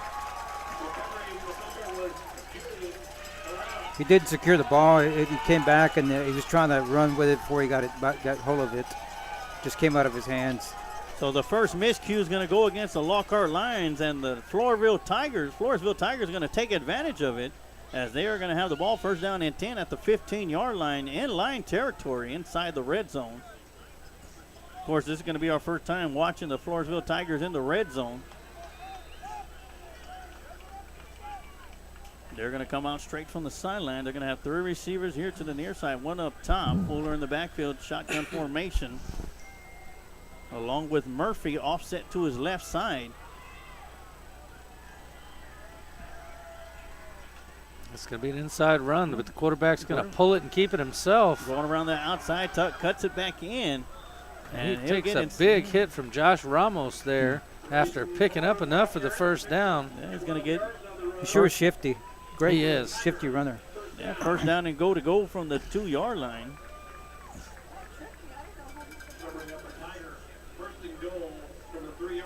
So the Tigers looking to capitalize on the fumble. Yeah, he runs like a bird. That's what it looks like, the way he's bobbing around and how shifty he is.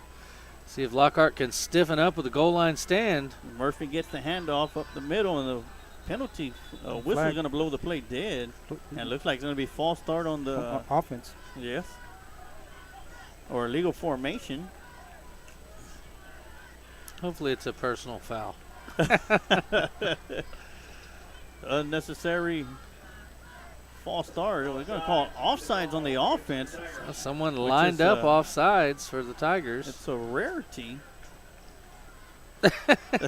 And you can see one of the players going, what was that? He just lined up past the football. Uh-huh. So it's going to be first down and go, this time from the 8-yard line. Number 2 for 52 for Floresville. Absolutely shocked on that one. Like, how can it be? Oh, that's going to, move the ball out to the 8-yard line. So a little breathing room for the Lockhart Lions defensively, but still got to come up huge as this is definitely going to be 4-down territory for the Tigers as the field goal kicker has missed 2 extra points so far. Okay, here we go. Hand off to Murphy going around the far side, trying to get around the edge. And he's going to be knocked out of bounds right around the 5-yard line. Or to bring up second down and go.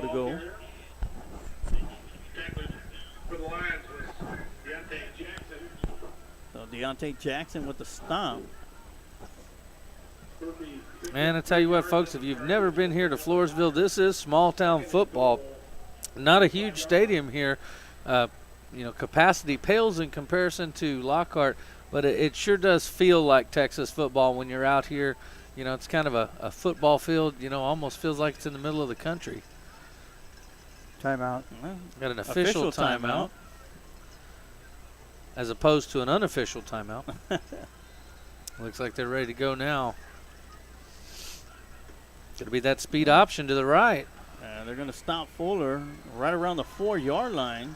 And he goes down hard. He's going to get down to the 3. So that's going to bring up third down and go from the 3-yard line. Cue the Jaws music. Lockhart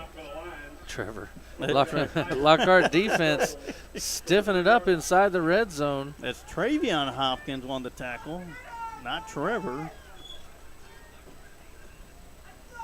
So third down and go from the 3, which will be definitely 4-down territory for the Tigers. Fuller drops back. Quarterback draw. He's going to get around the edge and get into the end zone for a Tiger touchdown.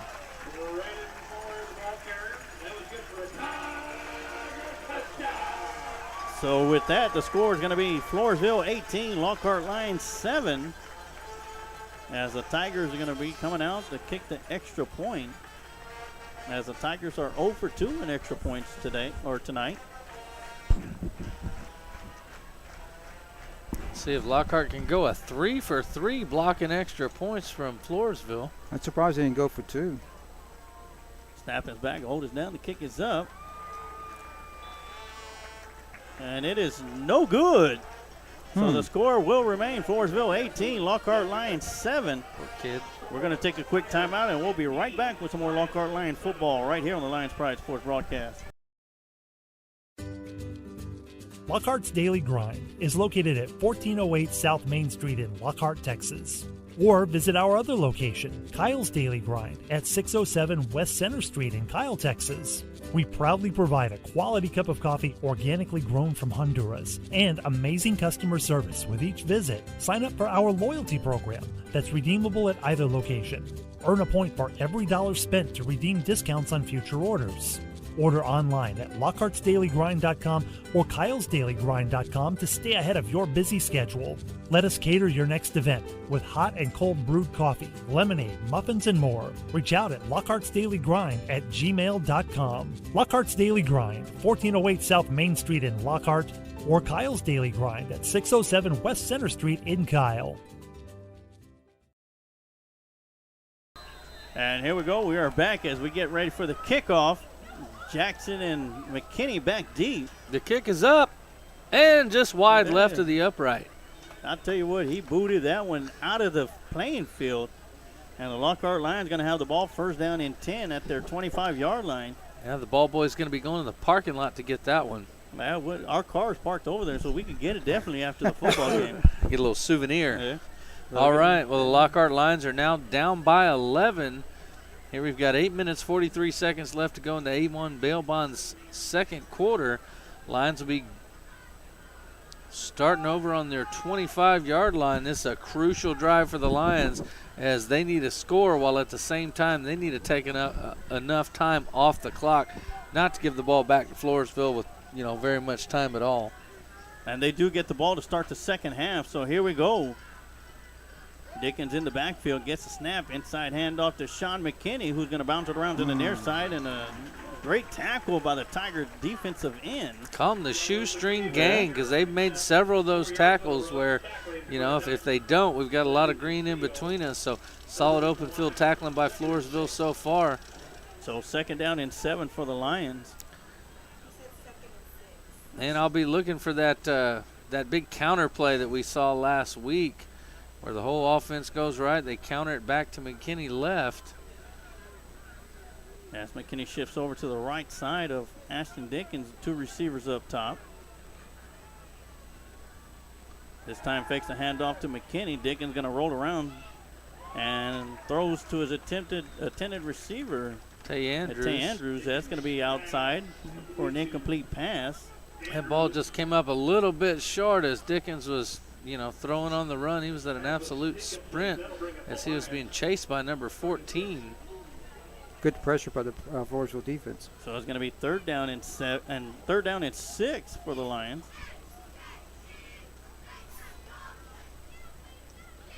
And number 14, that's Daniel Arellano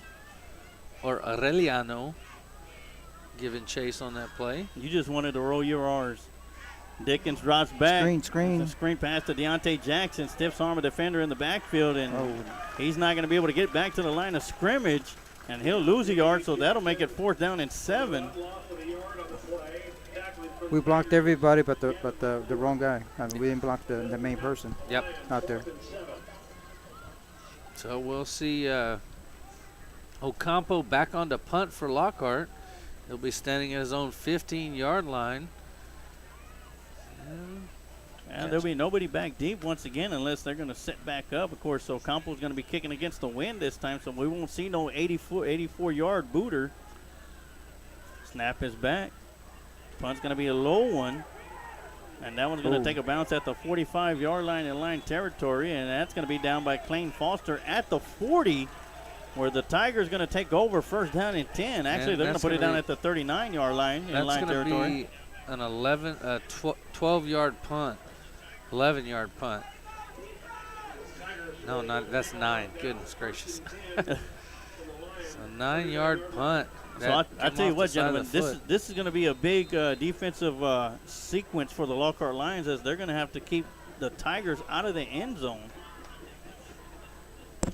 And Deontay Jackson been pulling double time on both sides of the ball all game long. As the Tigers have 3 receivers to the near side, 1 up top. Murphy in the backfield with Fuller. Man in motion going across the line of scrimmage. Fuller gets the snap, drops back, looking over the middle. Has nobody, throws it deep into the end zone, and that'll be incomplete. What a cannon that kid has. It's going to be a penalty flag. You see it, a holding by the Floresville offensive lineman? Yeah, so did the referees. Well, there's holding and then there's tackling. That was what I'd call tackling, but, man, that's the first time we've seen Fuller turn one loose, and let me tell you, that kid has got a cannon. In fact, that's one of the biggest complaints they've had about him, TD. He throws the ball so hard. The receiver's a hard time catching it. So he was standing on around the 50-yard line, maybe the 45, and he threw that one on a rope 60 yards to the back of the end zone. I mean, goodness gracious. Keep overthrowing him with that cannon. Yeah. All right, after that, penalties enforced. That's going to bring up 3rd down and 20. Ball backed out to the 50-yard line. And I will have a public service announcement at the end of this play. 3 receivers at the bottom. This time Fuller fakes a handoff, keeps the ball going up the middle, finding his spot, gets around, going around the far side, gets the edge, a foot race into the end zone, and another Tiger touchdown. And Jackson was the spy that time, but they were able to get a hat on him with the running back, blocked him, and that's another touchdown for the Floresville Tigers. And that's number 3 on the night, and that's going to take him over 150 yards rushing for the quarterback for Floresville, Brandon Fuller. Braden Fuller, actually. So another great run by the Floresville quarterback as the Lockhart Lions defense failed to contain him even when running a spy. Boy, Coach, what do you do? Put a second spy on him? Goodness. And this time they're going to be going for 2. Fuller drops back, looking to throw. And that'll be incomplete. So that'll be no good. And the score will remain Floresville 24, Lockhart Lions 7. And we're going to keep it right here. But a public service announcement.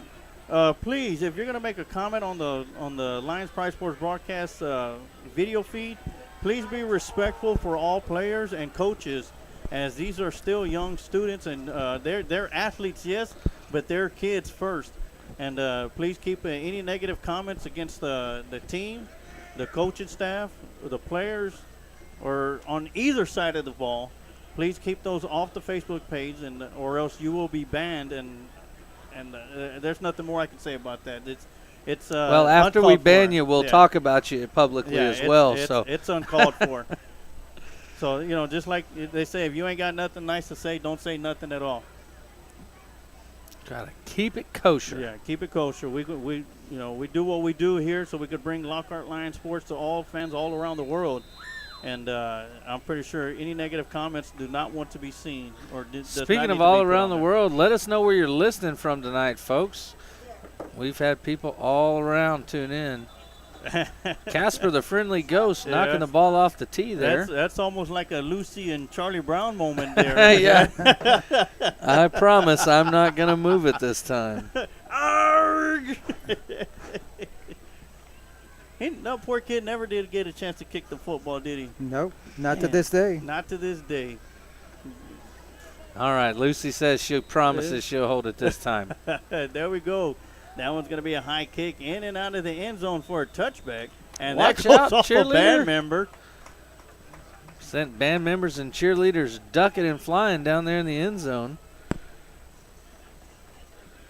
So the Lockhart Lions going to take over. 1st down and 10 once again at their own 25-yard line. And definitely needed to put some points on the board with 6:48 left to go here in the A1 Belmont second quarter.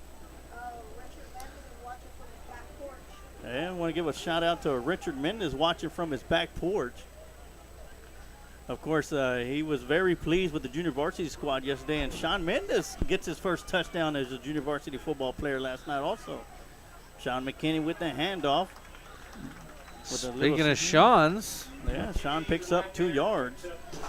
And that'll bring up 2nd down and 8.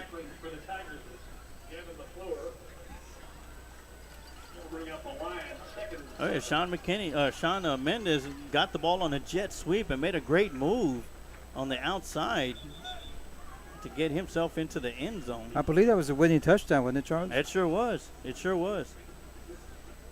All right, Lockhart in desperate need of a score here. 3-possession ball game. Dickens gets a snap, looking to throw. Thought about throwing it, tucked it in, and he's going to be sacked in the backfield. And he will lose 10 yards or 9 yards. Well, he only had one deep route on that play, and that was Blake Herzog, and he was triple covered. nowhere to go with the ball. All the other underneath routes kind of just ran out of steam and were well covered. And that'll bring up 3rd down and 14. Situation like that, you get one look and that's it. You got to take off. Take off and get rid of it. So far, Floresville Tigers defense is standing up. Dickens gets a snap. Quick throw out here to Deontay Jackson on the bubble screen. Jackson going around the far sides. Trying to shake off a defender, and he's going to be tackled right back at the line of scrimmage, so no gain on the play. Looked like a little miscommunication as the A-Train was out there in front trying to lead him to the sideline, and Jackson came back against the grain and into the middle of the defense. A-Train going, what are you doing, man? To the sideline. So with that, Lockhart's going to be punting. There's a penalty flag back here in the... The referees are talking. And they're over there talking to the Lockhart coaches, so that would... they're talking to both coaches now. There's going to be a penalty on the defense, and this is going to be huge. This is going to be a personal foul.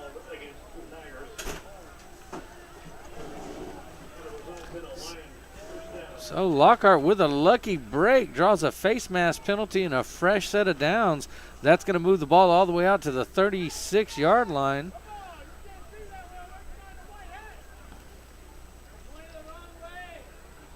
I tell you what, big break, and we'll take it. 5:29 left to go here in the A1 Bell-Bond second quarter. Lockhart Lions have the ball 1st down and 10. Hand off to Sean McKinney coming around the near side, cuts it upfield. Puts his helmet down in his shoulder pads, and he'll pick up 7 yards. Great block there by Blake Herzog to set the edge and let McKinney finally get around the edge, which he's been looking for a couple times. Sarge said that one going for close to 8, call it 7 on the field. Bring up 2nd down and 3. Lockhart with 5 minutes left on the clock in the A1 Bell-Bond second quarter, chewing it up.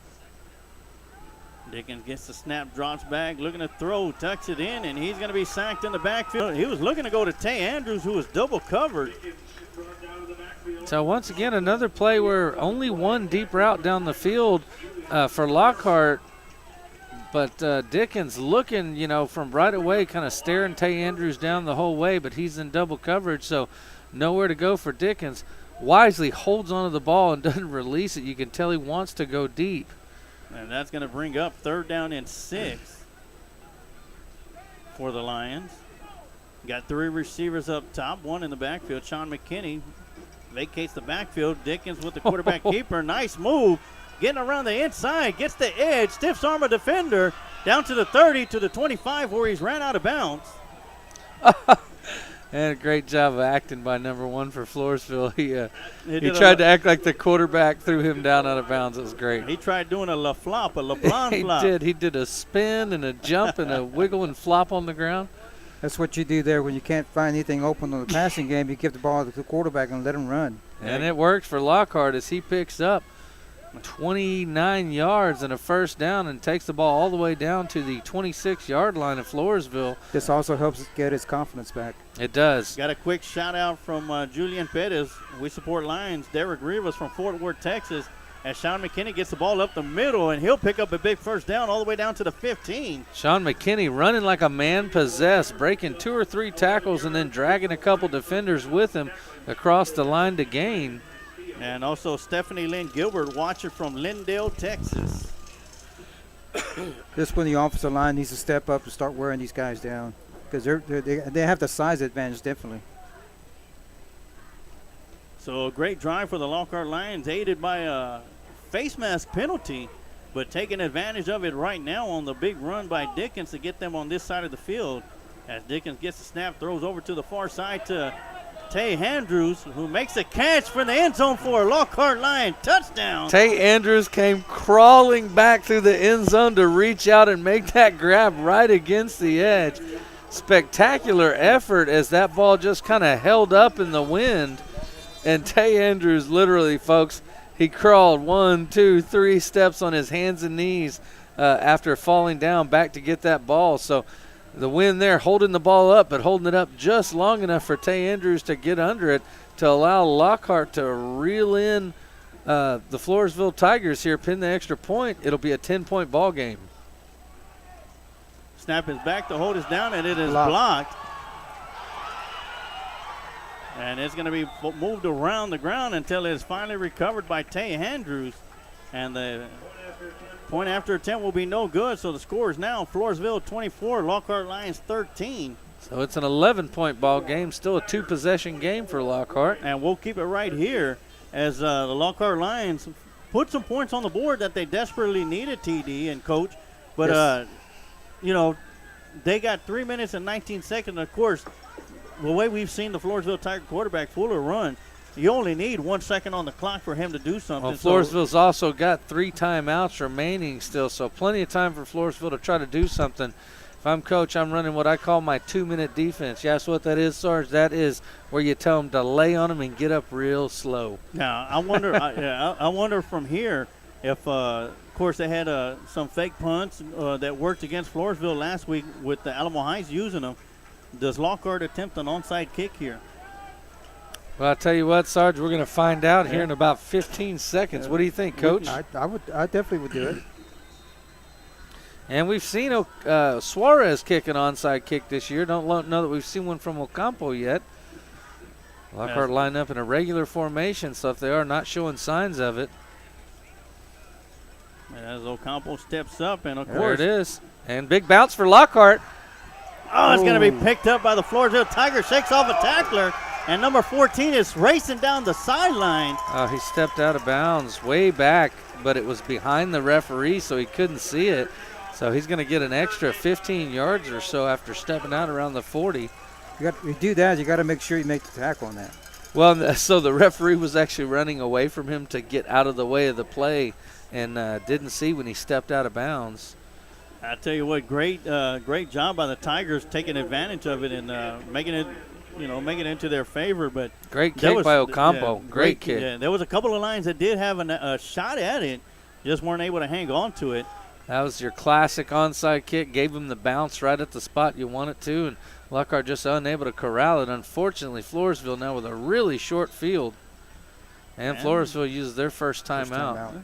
We're going to call that first timeout, and we're going to take our timeout too, and we'll be right back with some more Lockhart Lion football right here on the Lions Pride Sports Broadcast. At One Ghost Fitness, our main focus is providing a premium one-on-one personal training experience. Our comfortable and friendly environment ensures each person reaches their maximum potential. Coach Andrea and Coach Hector are ready for your fitness journey. We can train any individual from women to men ages 60 plus. If you've had knee, shoulder, or back problems recently, we can help. We train high school or college athletes with strength and mobility, and regular people just wanting to live a better life and lose some fat on the way. We're located at 903 Fannin Street in Lockhart, Texas, or you can reach us at 512-787-6271. Our hours are Monday through Friday, 5 a.m. to 9 p.m., and Saturday and Sunday, 5 a.m. to 3 p.m. One Ghost Fitness.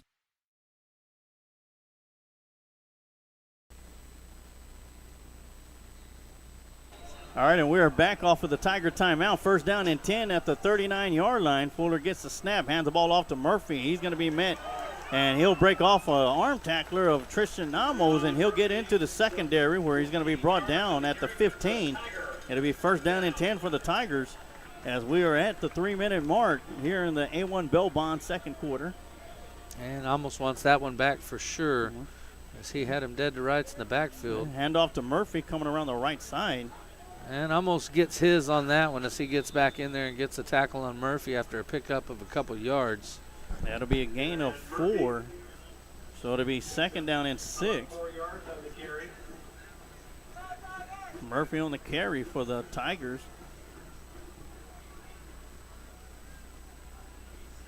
So definitely something that the coaching staff of the Lockhart Lions was not expecting.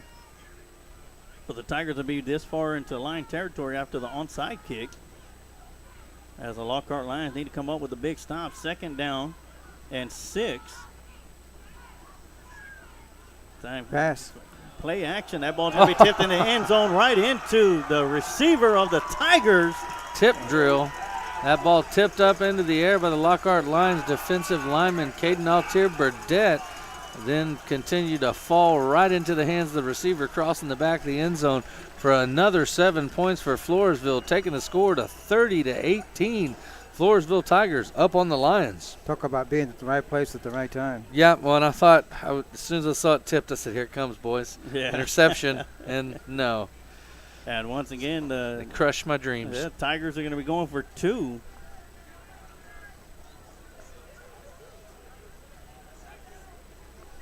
As so far, they are 0 for 4 in extra points and 2-point conversions.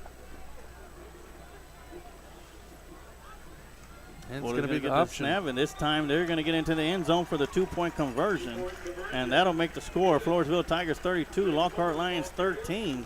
And Floresville keeps coming back to that speed option play as it's worked well for them all throughout this first half.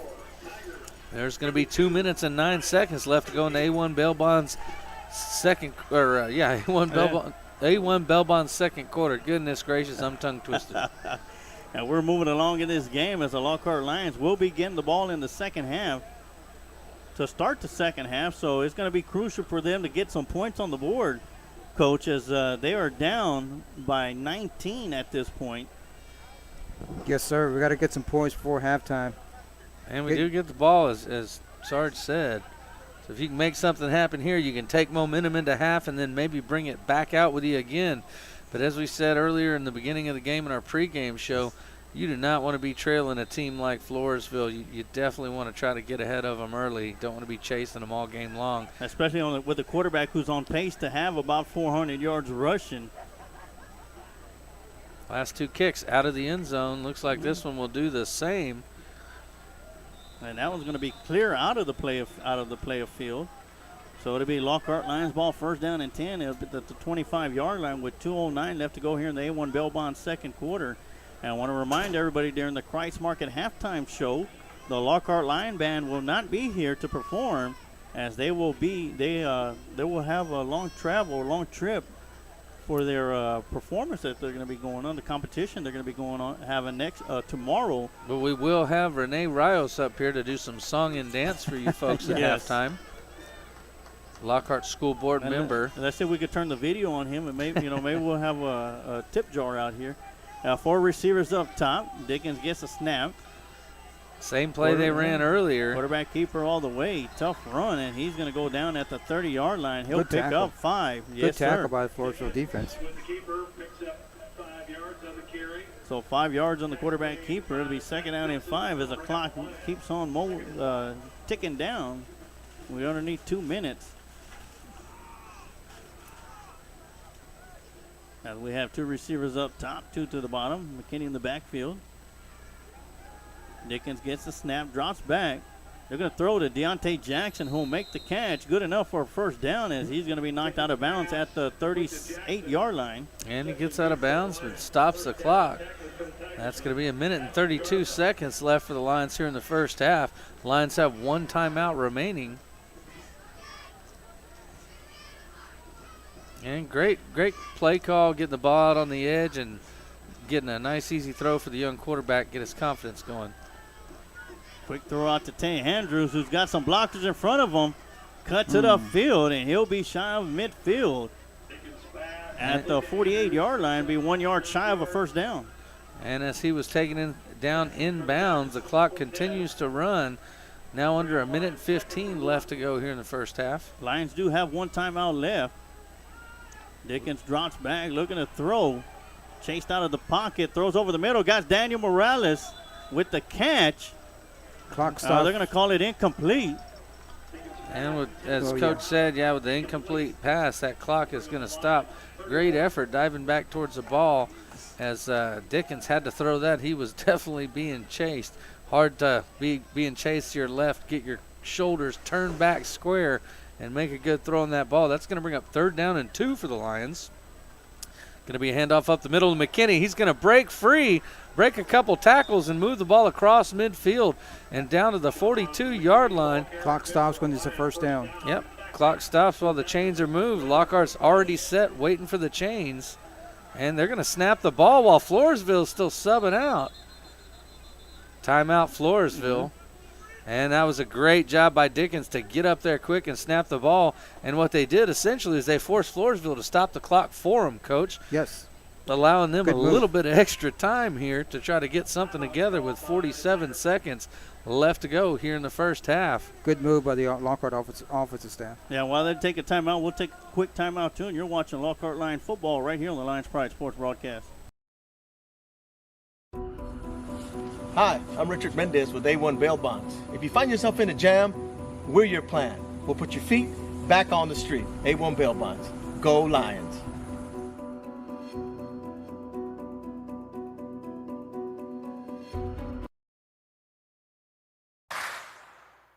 The golden age of recruiting is now.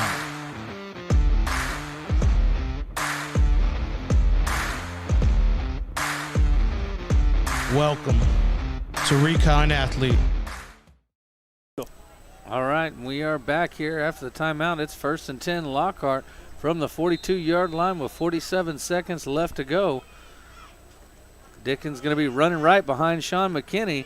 He's going to get out on the edge, pick up about 5 before he's forced out of bounds. Goes out of bounds, stop the clock. Yeah, and the clock will stop. 42 seconds, only using 5 seconds there on that play. 5 seconds, 5 yards. We'll take it. I said Sean McKinney, lead blocker for him there on that play.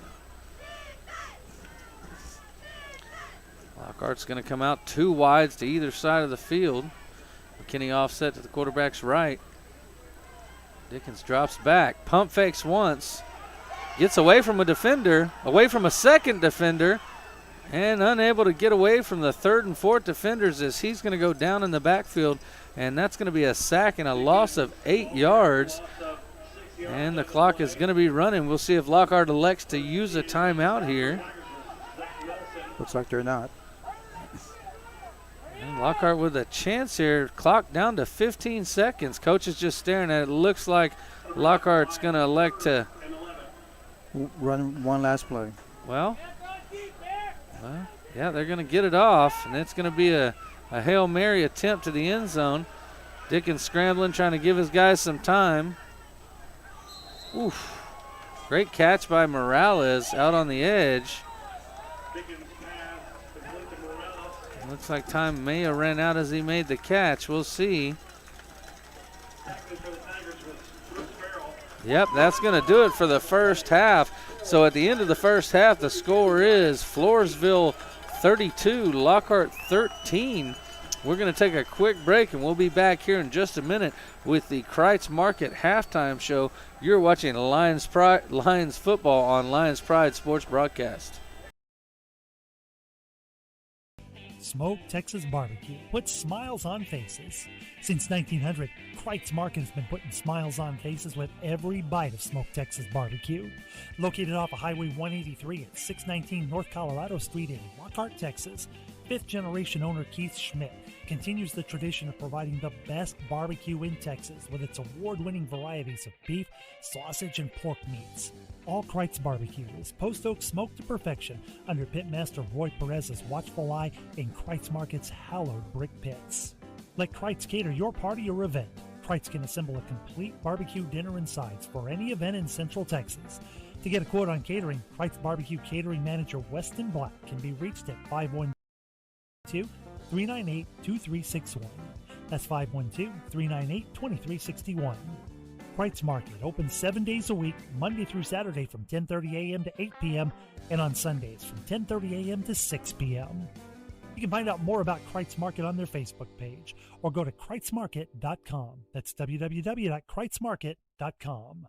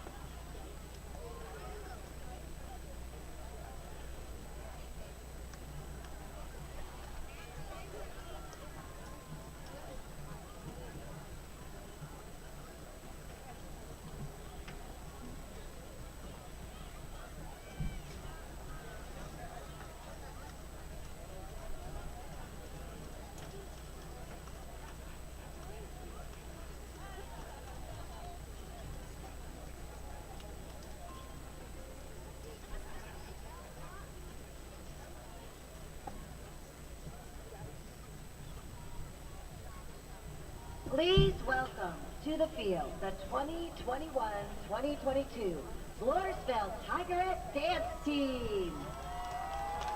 The Tigerettes are under the direction of Alexandra Morris. Tonight, the Tigerettes will be performing a palm routine to Hold On, I'm Coming. Your Tigerette officers are Colonel Chloe Cowie and Lieutenant Colonel Athena Murphy. Your Tigerette of the week is Sarah Martinez.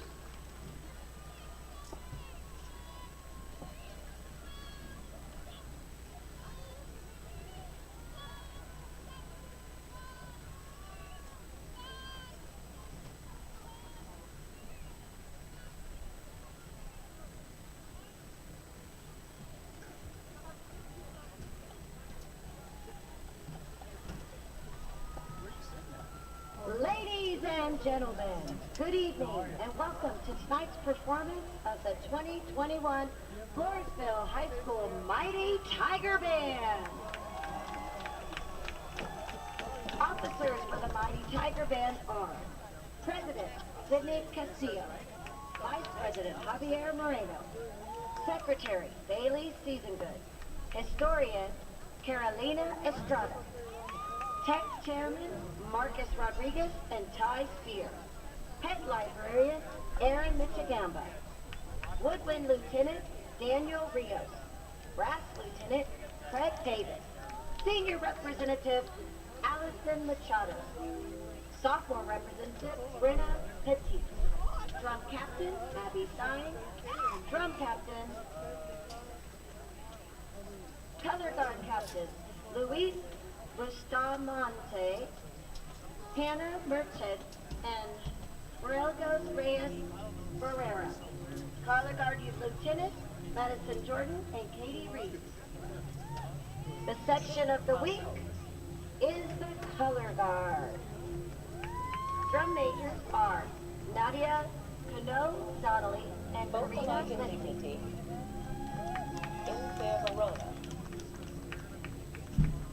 Our clarinet soloist is Sidney Castillo. Tonight, the band performs their 2021 show, Romeo and Juliet, featuring music by Tchaikovsky, Prokofiev, Christina Perry, and Annie Lennox.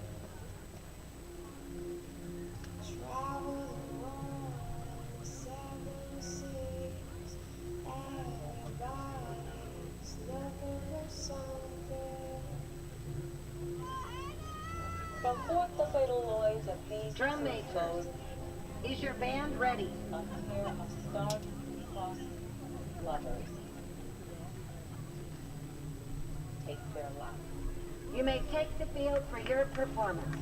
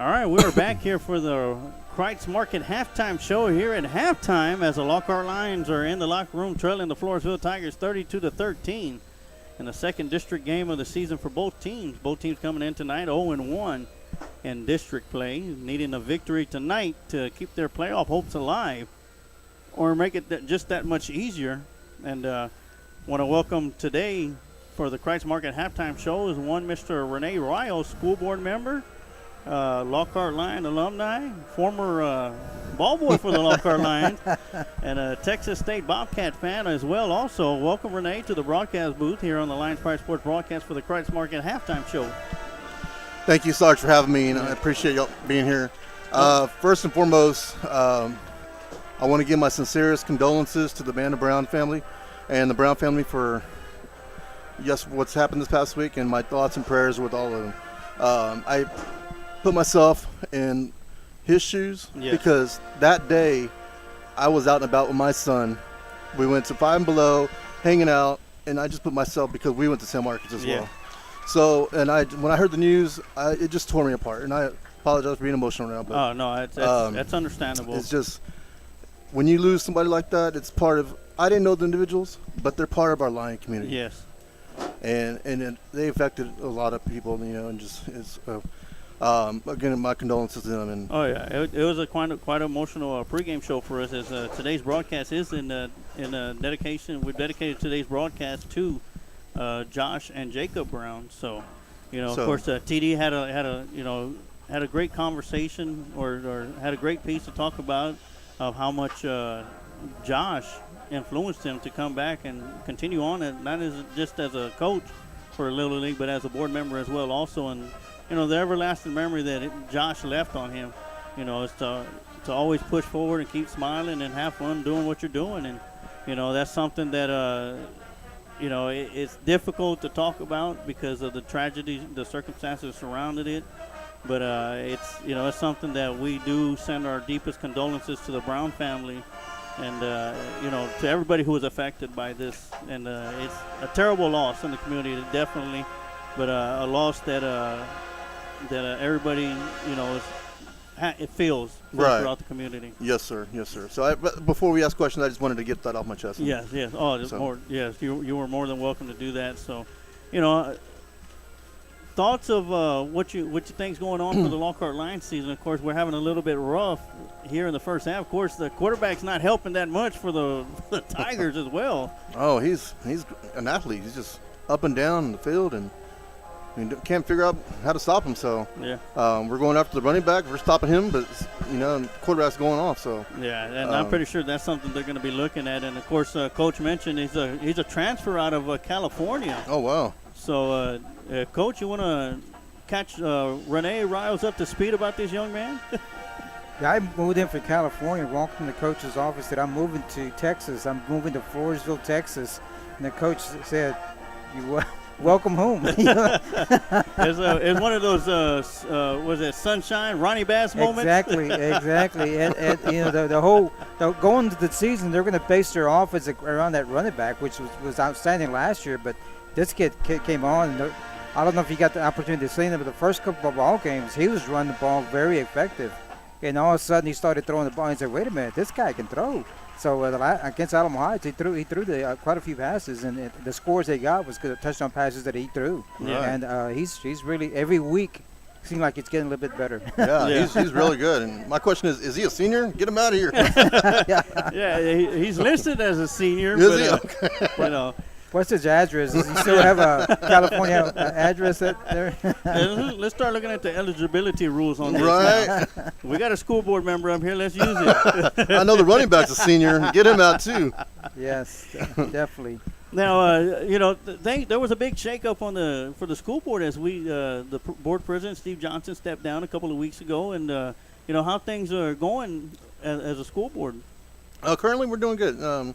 We're going to be discussing all that in the next meeting, which is October 25th coming up. We've had a lot of individuals interested in taking that position, so we'll be talking about that in that meeting as well, and with our attorney about what the next steps are. Right. Unfortunately, we couldn't talk about it at the last meeting because it wasn't on the agenda, so we can only talk about what's on the agenda. So the next meeting will be going next steps forward. So. Yeah.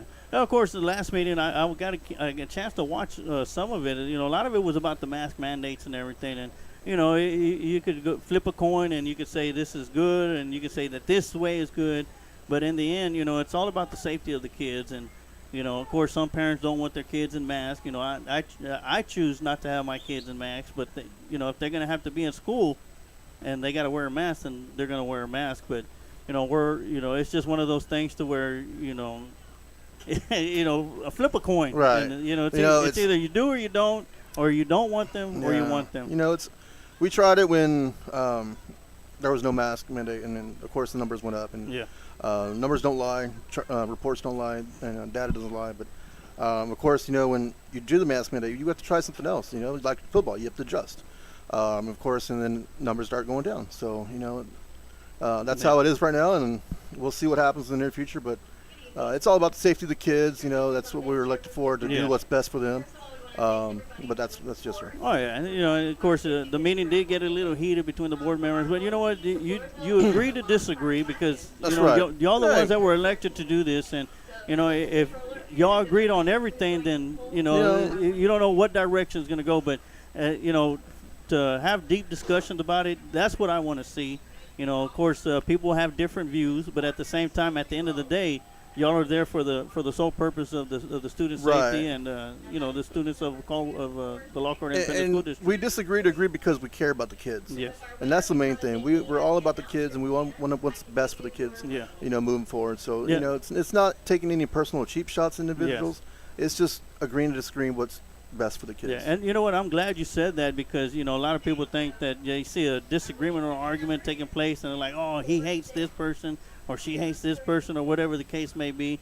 You know, all they did was argue and fight. But you know, that's what you got to do. That's what y'all get elected for. Right. You know, y'all have y'all differences, but y'all stick through them. And at the end of the day, when y'all walk out of that door, you know, I call the school board members my family. Yes. I call them family because you know what, brothers and sisters, we fight too. Yeah. You know, so and I don't say fighting, we disagree. Yeah. As well. So and it's just we're a family. We want what's best for the students of this Lockhart SD and of course, we're going to do what's recommended from our superintendent. Yes. Of course, you know, he was top 5 of the out of all the superintendents this past September at the school board conference in Dallas. So kudos to him. So and also in November, he was just telling me that he's going to be honored for alumni at Texas State. So they're going to be honor him at the football field on homecoming at Texas State, and they're going to be doing a dinner that Friday night. So. Kudos to him. You know, we're glad to have him. So, how can we get into that dinner? I'm trying to find out. But yeah, so we have a great leader. So, but of course, you know, we're like you said, we're here. That's what we're elected for. Yes, so. and you know, it's great to see that y'all are working together. And like you said, what family doesn't argue? You know. But I love my wife. We argue a lot, but you know what? At the end of the day, when we get ready to turn those lights off and call it a night, you know, it's everything goes away. So that's right. You know, we stir together. We still live through it, and you know, just as the board family, you know, like you said, you consider them your family. That's, you know, when y'all walk out them doors, everything that was disagreed upon or said, that stays inside those doors. That's right. Yeah. That's right. You know, we have each other's back. So. All right. I also want to give a shout out to this past week to the cross country team. Yes. Doing a great job. Excellent. I was told it was a 26th district title. Yeah, 26 out of 34 years. So it's amazing. Coach Hippenstall just keeps doing it over and over again, winning success. And you know, and what's amazing, it's like, you know, he's doing it with different athletes. Not this. Every 2 years, there's a group of kids that come up and continue on the tradition of you know, district championships. You know, when he talked about it, he goes, the first one was the most difficult one. Was a difficult one. He goes, but every other one after that is even more difficult than the one before that. And to be able to do it 26 times in 34 years, I mean, you throw that in there with accomplishments of what Luling has been doing. That's right. Will County got one heck of a cross-country group, and you know, I tell you what, if Lockhart and Luling ever got together, man, like TD was mentioning, they ought to change the town name to Kenya because these guys can run. Yeah. You know, and you know, if Lockhart and Luling ever got together and put a cross-country team together, man, I tell you what, we'd be out of this world. That's right. Both schools are doing a really good job. So, and I think the volleyball team is doing really well too. Yes. I believe they're going to be in the playoffs. I believe if they win tonight, they'll be in the number 2 slot. Oh, 2 slot. I think they're going against McCallum right now, if I'm correct. So, Good deal. Kudos to them. Oh, yeah. They're always doing good every year. So. Oh, yes. And last week we had Coach Torres on as our guest, and he's looking forward to a great basketball season this year. Oh, I can't wait. And Coach Torres is awesome. Yeah, and of course, Josh Brown was a great addition to the boys basketball varsity team during the fall off season, as he was one of their coaches, and Coach Torres had nothing but high praises to say about him. I text messaged him and said that he did an outstanding job, and of course it was felt throughout the whole community, especially the basketball players that were taught underneath Josh Brown. So that's right. Again, we can always learn from Josh, giving back to the community, give back. And live off his legacy and do what's best for the future of the kids, Yes. The following kids, and do what's best and give back. No matter what, you always give back. You can just be refereeing a game or just, giving your 1 hour time. It's just in the concession stand, just somewhere, just giving back to the community, helping out, doing what's best for everybody. Yeah, and that's what I love about doing this broadcast. And I got some great guys here with me, TD and a coach, to help me along through this process. It takes a team effort. It's like, yeah, I'm the Sarge, but I can't do it without these guys, and I can't do this without my wife either. But for us to come out here and give back to the community as well, that's a lot of things. A lot of people are always around, they want to take. But, it's like, to give back to the community. And for us to be able to give back, not just to the community, but to Lockhart Lion fans all over the world. That's right. They can't watch the Lockhart Lions or listen to them. As I did back in 2013 when I was in Kuwait, I was able to listen to the Lockhart Lions football games through Chuck Licata and Randy Fry and through KMAX Sports. And now that we're able to do live streaming video, I could only imagine how excited I would have been able to watch it on live video. And I was just listening to it on audio. And now we got people that are tuning in from Afghanistan and Kuwait, and we've had some from Japan that's been able to tune in and watch Lockhart Lion football games. Of course, they got to be up early in the morning to do it, but as I did, I had to be up at 3 o'clock in the morning, and I was looking forward to Saturday mornings because that's when the games would be on a Saturday morning. So for us to be able to get back this way, I could understand how Josh felt when he was able to get back to his community for Lockhart Lion basketball. And not only that, you take a look down in the stands, whether it was junior high football or basketball or, high school, you could always see him and his brother Stephen Brown walking up and down the stands. They had an umpired high school baseball, too. Oh, wow. So, they put out, great support, not only for Lockhart Lion football, but, of course, big, huge UT fans. That's right. As well. That's right. So, yeah, it's definitely just giving back. So. Hopefully we can have a better second half. And Lockhart Lions going to be they're going to have the ball They're going to get the ball first to start the second half, and of course they're only down by 19 points. And as quickly as the Tigers can score, Lockhart could do the same thing as they showed last week against Kerrville Tivy. But they got a heck of a thing to do on their hands with the quarterback Fuller, who's done an amazing job for the Tigers, and we still haven't even seen Murphy get up to speed as of yet. I don't know how many yards he has, but I don't think he has much. But not very much at all. No, didn't have very much at all last week either. No, well, Fuller's been hogging them all. So, and Fuller is a senior. Yeah. Oh, is he? Yeah. So Fuller's right around the 200-yard mark. I know the first 2 carries put him over 100 yards. So hopefully he went to California at halftime. Yeah. For a family reunion or something. That's right. Well, hopefully we can have a better second half. I tell you what, it's like one of those things the Texans say, tell them Californians stop coming to Texas. Yeah. Like, man. All the jobs are over here. Yeah. Well, this is one Californian. I'm pretty sure the Floresville fan base will be like, okay, come on. Yeah, exactly. We got a lot of land out here. Yeah, we got a lot of land out here. So as the Floresville Tigers come out of the tunnel, we have about 30 seconds left before the Adam & Sons AC and Heating third quarter begins. Want to thank you for coming on, Renee. Is there any final words that you would like to say? Just go Lions, and let's finish off the rest of the games, and let's do our best. So thank y'all for everything y'all do, and be safe going back. Oh, yeah, you be safe, too. And thank you for coming up here and being a part of the Kreitz Market halftime show here on the Lions Pride Sports broadcast.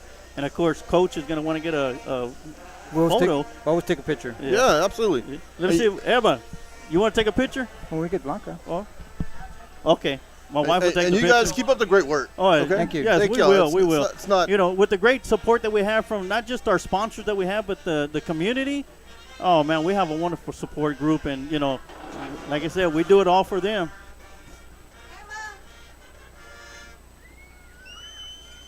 We take our photo. Blanca's looking at it like it's a mugshot or something. All right. All right. Perfect. Good deal. All right. Thank you, gentlemen. Y'all have a great night, okay? All right. Well, thank you, everybody, for tuning in and watching the Kreitz Market Halftime Show. I want to give a big shout-out to Renee Rouse. Thank you for coming up, sir. As we get ready for the second half, once again, the Lockhart Lions are going to be returning the kick as we head off to the Adam & Sons AC and Heating third quarter. And welcome back, TD, to the broadcast set. And, of course, Renee Rouse had some great things to say about Josh and Jacob Brown. And, you know, he, you know, had his sympathies and want to give his thoughts as a kick's going to go over the head of Deontay Jackson and out of bounds. And we'll take a quick timeout, and we'll be right back with some Lockhart Lion football here on the Lions Pride Sports broadcast. Adam & Sons AC and Heating is a locally owned business. President, CEO, and U.S. Navy veteran Adam Renteria has been certified in HVAC since 2010. Adam is also certified as a home performance specialist through BPI. Adam & Sons offers professional work, excellent quality service with affordable prices. Whether it's commercial or residential, Adam & Sons is the one to call. Contact Adam & Sons AC and Heating at 512-844-2690. Yahoo.com. Mention you heard.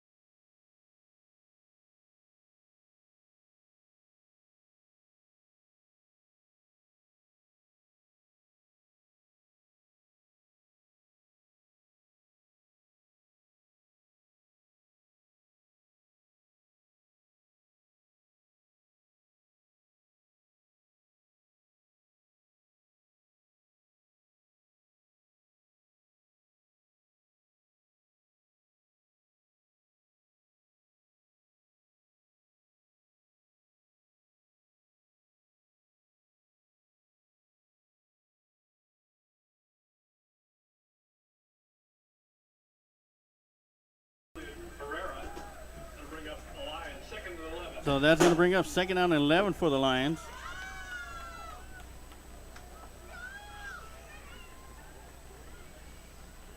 Handoff up the middle to Sean McKinney. And he's going to push forward all the way to the 40-yard line. And that'll make it third down and 6.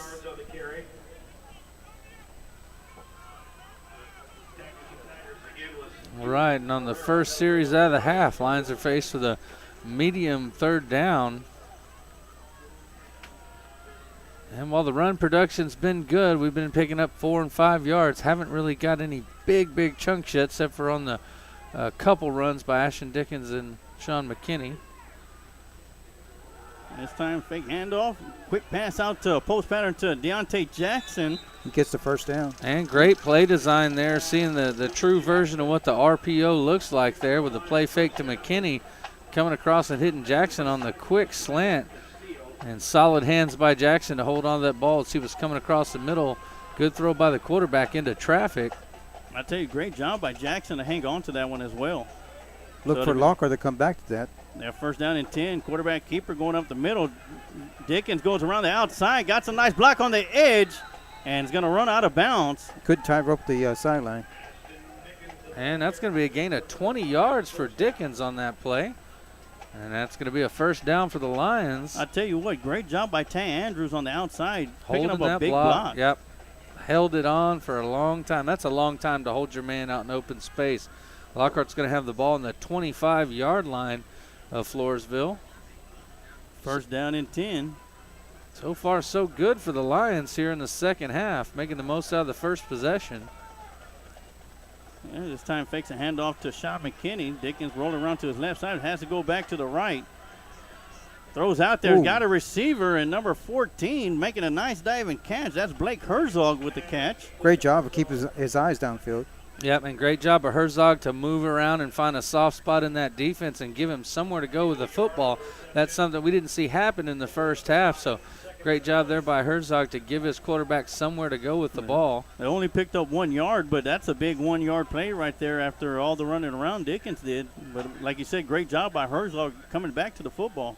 Ooh, low snap. Yeah, inside handoff to Sean McKinney. He's going to carry a couple of Tigers with him to the 20 where he'll get forward progress. And that'll bring up third down and 5. And they never do get him on the ground as McKinney keeps his feet after picking up 5 yards.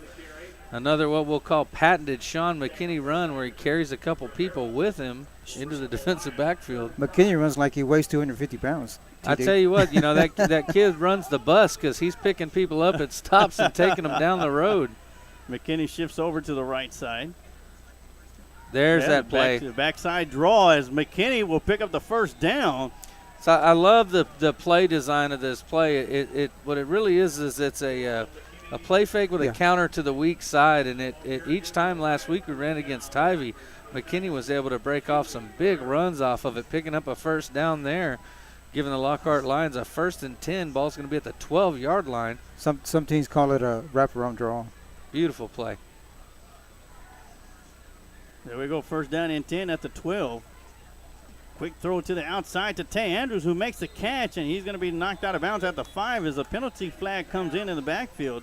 And they're going to have an illegal man downfield. Yep, and that was, let's see, big number 56, who was downfield for the Lions. He was, it's one of those things where he was just driving his man, blocking him. He dropped back into pass block, but got the best of him, decided to drive him downfield, and found himself too far down there, and that's going to bring the Lions back. That's a costly penalty for the Lions. What happens there to you is once you make contact, you see her going downfield, you just drop. Yeah, and it's so hard to stop, right? Just drop, and because the referee's going to throw the flag if you continue your action, continue driving that guy. But if he sees you dropped, that tells you that you can't be down there. So it's going to be first down and 15 with 7:52 left to go here in the Adam & Sons AC and Heating third quarter. And Lockhart first down will be just inside the 2-yard line, so they can get a first down without scoring here. Duran in motion coming to the near side. Handoff to Sean McKinney coming around the edge. And it's going to be chased out of bounds at the 14-yard line. And he's going to pick up most of the yards the penalty took him back. So it'll be second down and 12. Also want to give a big shout out to one of our sponsors, Lockhart Daily Grind. They got 2 locations, one in Kyle, Texas, and one in Lockhart, right across the street from McDonald's. But if you want to get the best coffee in town, head on over to Lockhart Daily Grind. They got your great iced coffee, whatever you want from Lockhart Daily Grind. They got a wide selection. You know what else they got? A lot of my money, because my wife keeps going by there every day. And she definitely is a fan of the Daily Grind. Great run. Great run by Sean McKinney to get it inside the 10. Speaking all the way to of the Daily 7. Grind, Sean McKinney. Hey, there we go. Your Daily Grind by you go by Sean McKinney. He's just grinding his way through this defense. So this is going to be a third down and called a long 5. And Dickens under center going with the hard count, seeing if he can get a jump. Plenty of time on the play clock for them to change the play. Looks like he's going to step back, or he's going to go. Yeah, he's going to step back, calls the play. And hands the ball off to McKinney coming around the near side. Great block by Duran to push his block to the outside as McKinney pushes up forward, and he'll pick up the first down. And it'll be first down and go from the 1-yard line.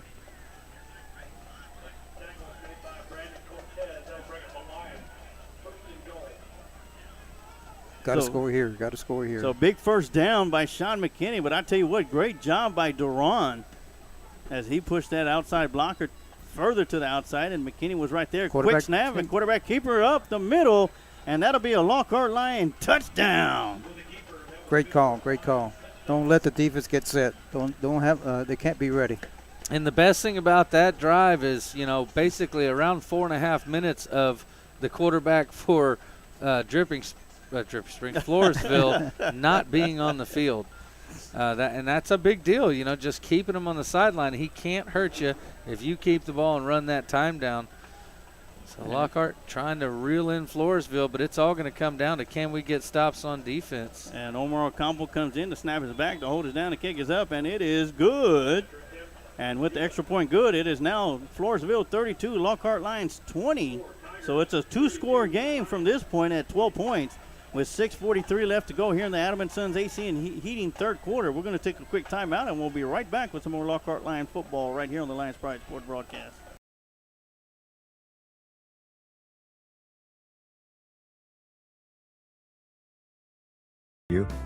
Whether it's a wedding, birthday, family photo, or any special occasion, Adrian Gutierrez Photography is the right one to turn that special moment into a memory that will last a lifetime.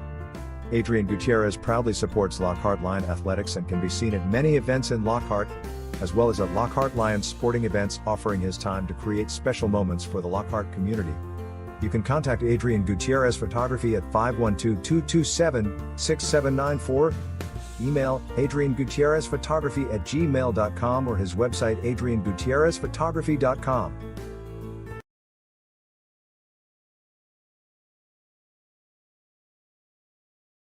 We are back here for the start of the Adam & Sons AC and Heating third quarter. As we get set, looks like the Lions are different kind of formation coming up. This time it's going to be an onside kick towards the far side. That's going to be picked up by the return man, and he's going to just sit down on it at the 47-yard line, where the Floresville Tigers are going to have the ball first down and 10. And they were definitely ready for that one as Lockhart. That's the second onside kick we've seen in the season, but also in the game for the Lions. Actually, no, we did see another onside kick earlier in the season. Yes. Suarez kicked that one. And this time the Floresville Tigers only picks up a couple of yards on this. Floresville going with a big spread this time, really spreading out the Lockhart secondary. 3 wide receivers to the right. Could be that Fuller's going to be running with the football, and there he goes. He's spying going to him. pitch it out to Murphy, and Murphy's going to be brought down after picking up 3 yards or 2 yards. Great job there by Jared Howe, coming from his outside linebacker position along with Deontay Jackson, stretching that play all the way out to the sideline. So that's going to bring up second down and 8 as the clock is ticking here in the Adam & Sons AC and Heating third quarters. No huddle for the Tigers as they get their play straight from the sideline. Got 2 receivers up top, 1 to the bottom. Fuller gets the snap, hands off to Murphy. Murphy goes up the middle, and he'll get all the way across the 50-yard line to the 45 in line territory. He'll be 2 yards shy of a first down, and that'll bring up third down and 2. Tell you what, Coach, how big would it be for Lockhart to get them in a quick 3 and out here on their first possession of the game? That'll be great because you get the defense to get off the field. Yep, and then you put that quarterback back on the sideline and really take hold of that momentum. We'll see what the Lions can do here on third down and short.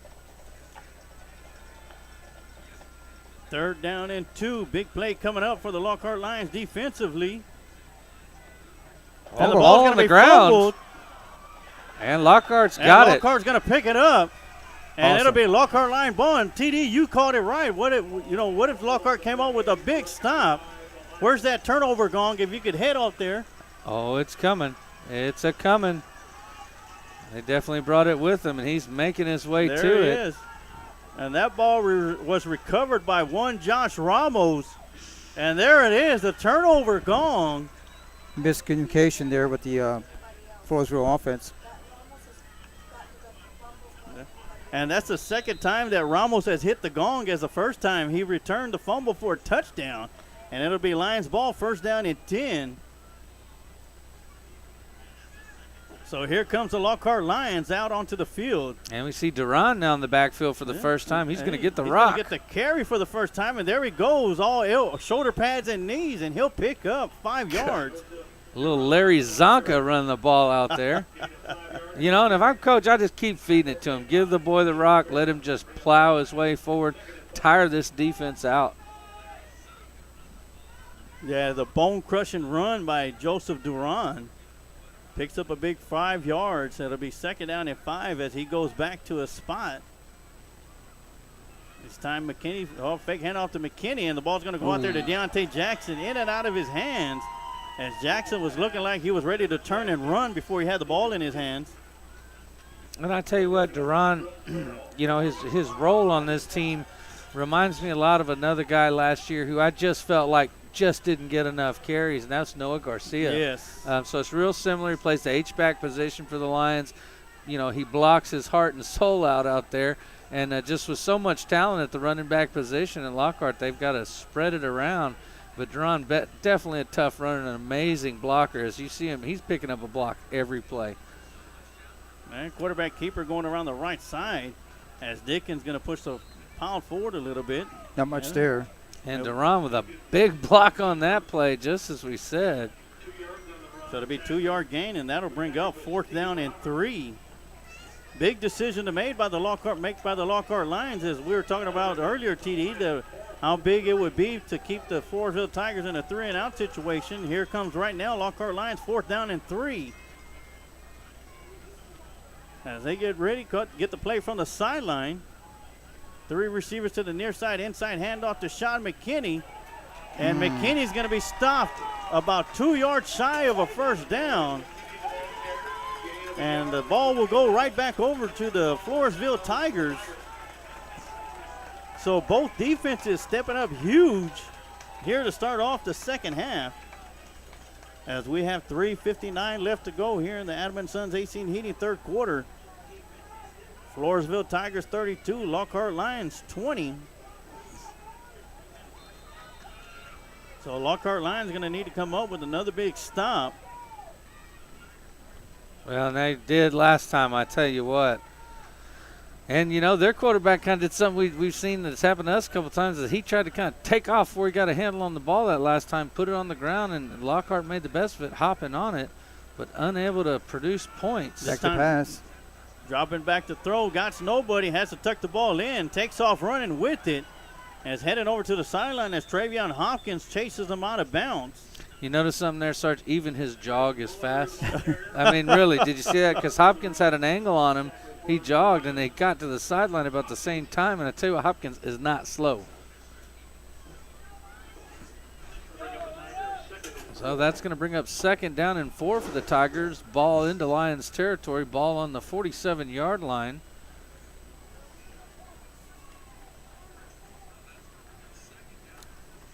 Fuller's from shotgun. Going to be a pistol set here. Handoff. And for the first time, we see the running back breaking into open field, and no one's going to catch him. He's into the end zone untouched for a Floresville touchdown.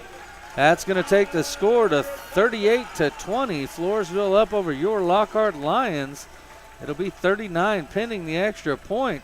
So we said it earlier, he hadn't gotten going yet. That's Darion Murphy.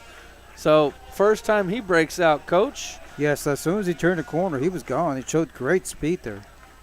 And he was never touched all the way into the end zone. And once again, the Floresville Tigers are going to be going for 2. And Lockhart defense continues to struggle, giving up explosive plays.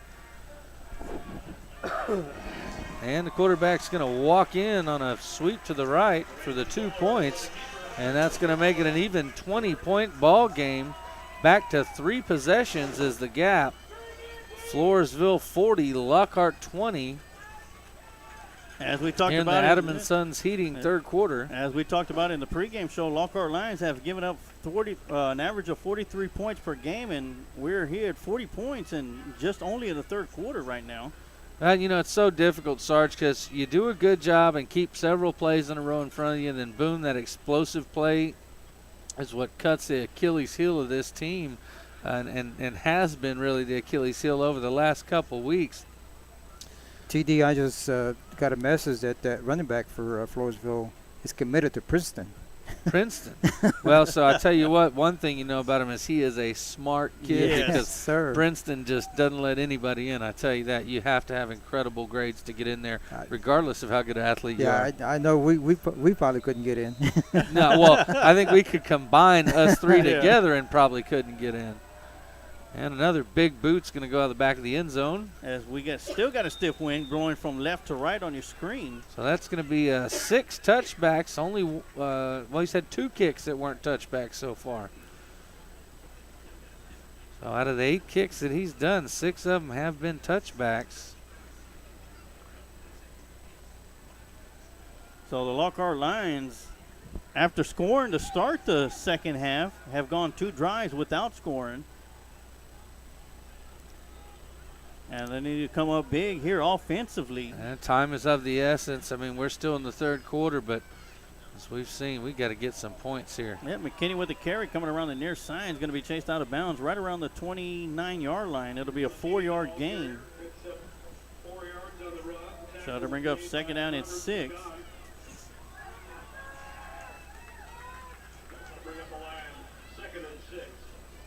So another rough night defensively for the Lions. Offensively, they've had their moments and need to get back to having those moments if they're going to want to get back into the ball game, as they are down by 3 scores, 40-20 here in the third quarter. Dickens with the quarterback keeper up the middle, and he's going to be met just as he crosses the line of scrimmage, but leans forward, and he'll pick up 3. Not a lot of room for Dickens on that one, as the hole closed up pretty quick. Good job to get positive yards out of that. Puts himself into a third and really manageable. You know, and Sarge, this is so key because your options are so much wider when you've got 3rd and 3, 3rd and 4 versus when it's, 3rd and 8. You can really run just about any play in your playbook at this depth. And here we go. It is 3rd and 3. Jackson in motion. It'll be a jet sweep going to Jackson, going around the far side. He's going to turn out, get the edge, and he'll pick up the first down. Just keep waiting for him to catch that edge and take it all the way. You can see that it's coming. So he's going to run out of bounds at the 46-yard line, where it'll be a big first down for the Lions. And I tell you what, Jackson used that speed to get around the edge. Picks up the big first down with 2:51 on the clock left to go here in the Adam & Sons AC Heating third quarter. Another fumble on the snap. Dickens is able to pick it up, try to get out there to Tay Andrews. It'll be incomplete. Little miscommunication there, huh? Yeah, the snap was low from the get-go. Yeah, well, and then so he had a combination of the snap low and then miscommunication. He turned for the running back, and the running back was on the other side. So good job of Dickens to at least get rid of the ball and in the neighborhood of a Lockhart player to avoid a penalty and keep his team in 2nd and 10 instead of 2nd and long. Lockhart needs something big here. Well, McKinney moves out of the backfield. Hand off to Travion Hopkins coming around the near side. He's going to be hit back behind the line of scrimmage, and that's where he's going to be tackled at. It'll be a 1-yard loss, and that'll bring up 3rd down and 11. So some pretty good blocking there by the Lions. Just the defense was definitely overloaded to this side, and they had one more man than we had blockers. He's able to get through and get his arms around Hopkins and bring him down for a loss. So now here we are in that 3rd and long. Your playbook gets a lot thinner here. Trying the hard count, almost got him. And we talked about it just a while ago, TD, where you said it was better at 3rd and 3 as you had more plays in the playbook. Swing pass out to Sean McKinney. That'll be incomplete, almost a backwards pass. And that'll bring up 4th down and 11. That's a tough call on 3rd and 11 to throw a pass behind the line of scrimmage. I think if I'm calling that play, I'm probably just going to go ahead and run it, or run a draw maybe. There again, they got to him earlier, and he's starting to feel the pressure, and so he's starting in a hurry to get rid of the football. Mm-hmm. So here we go, 4th down and 11. Dickens drops back, looking to throw deep. Scott Jackson. That's going to be underthrown. Well, I want to say underthrown. That wind has a lot to do with it. Almost picked off. And the Lions will turn the ball over on downs. Well, and that's the thing about getting into that situation is I feel bad because you're forcing the young man to throw something up. You know, he's really got no choice there. But, again, Lockhart only running one deep route there, so you've only got one target far enough down the field, and you just got to heave it.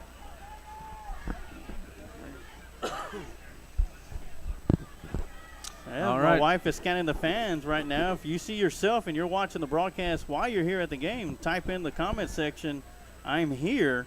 And give us a backflip, like I said earlier. And you'll be entered in the contest to be one of 2 lucky Lion fans to win 2 free tickets courtesy of Kent Riddle Property and Lion Pride Sports broadcast for next week's home game against Medina Valley, as Murphy gets the inside handoff, and he's going to be hit by Josh Flores and brought down after a 2-yard gain. That was a deep breath moment, as that was the same play they scored on, and Josh makes a great tackle to stop him there.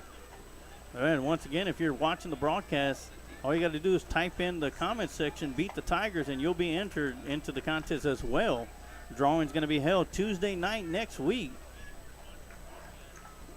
right from the Lions Pride Sports broadcast mansion, as Fuller drops back, pump fakes, throws the ball deep down the near side, and wide open. It's going to be in and out of the receiver's hands. And Daniel Morales is thanking his lucky stars on that one as he got toasted just a little bit there. But, hey, sometimes you'll take any luck you can get. Nate Luther was the receiver, and you could tell as soon as that ball was about to hit his hands, he turned his head and was heading into the end zone. Well, that was a great pump fake on the quarterback that got Morales just to bite. One step was all it took for Luther to get a step on him. You know, talking about Morales, had a chance to have a conversation with his parents there in Dale this week, and they sure are proud of the young man, and they say they are busy, as he's not the only football player that they have in the family. All right, we got a Floresville Tiger timeout, and once again, my wife's going to be scanning the stands.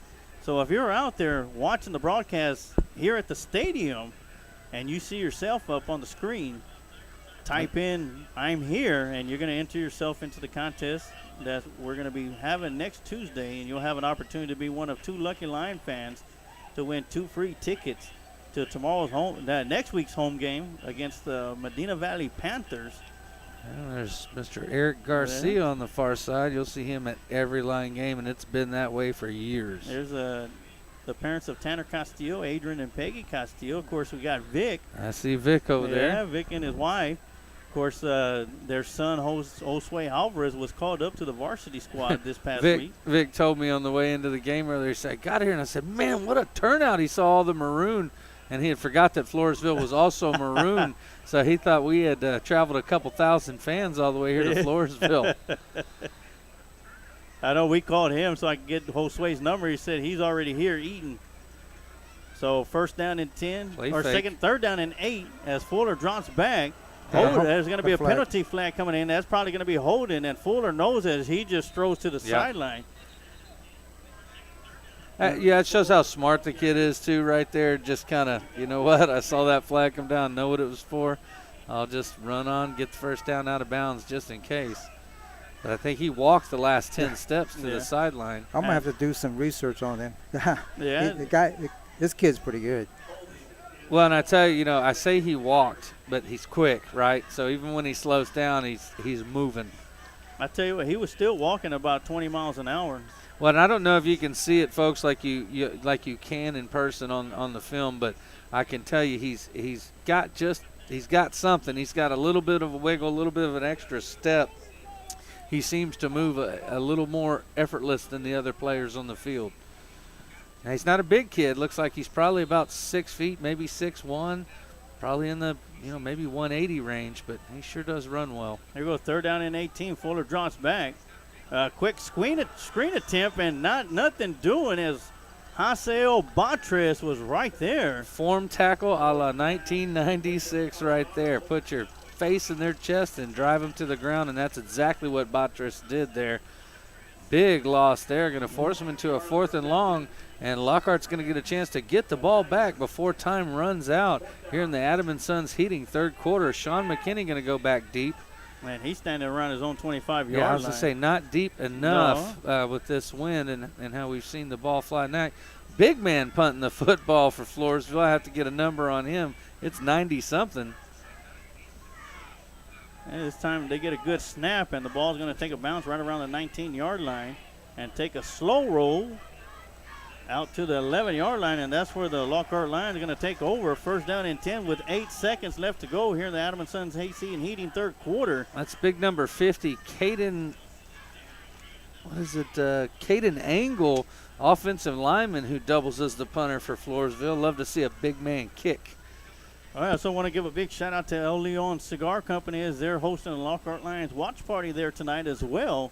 Want to give them a big shout out and thank them for their support of Lockhart Lions sports. And shout out to the lounge as well. What's up, everybody down there watching at the lounge? We appreciate you guys tuning in. Right, shout out to my boy Junior down there. Hey, He's holding it down, keeping everybody in line. All right, last play of the third quarter. Quick bubble screen out to Deontay Jackson. Great blocking in front of him as he gets the edge. Penalty flags are going to be coming out. Oh, no. And looks like they're going to catch Lockhart with the holding call. Yeah, and that's going to be Morales they got with the holding call. Just really hard to hold that block for that long out there on the edge as that play develops. But Morales doing all he can to give his team a chance. So we got 3 zeros on the clock right now as the ball is going to be marked at the 19 at the spot of the foul. So it's going to be half the distance to the goal line. So that'll put them all the way to the 9.5-yard line. They'll put it at the 10, and they're going to move all the way across the field, and we'll take our time right now as the Lockhart Lions head into the actual jiu-jitsu fourth quarter, and we'll be right back with more Lockhart Lion football right here on the Lions Pride Sports broadcast. If you're looking for drywall and paint work done, look no further than Reyna Drywall and Paint. Owner and operator Robert Reyna is MBE, DBE and HUB certified.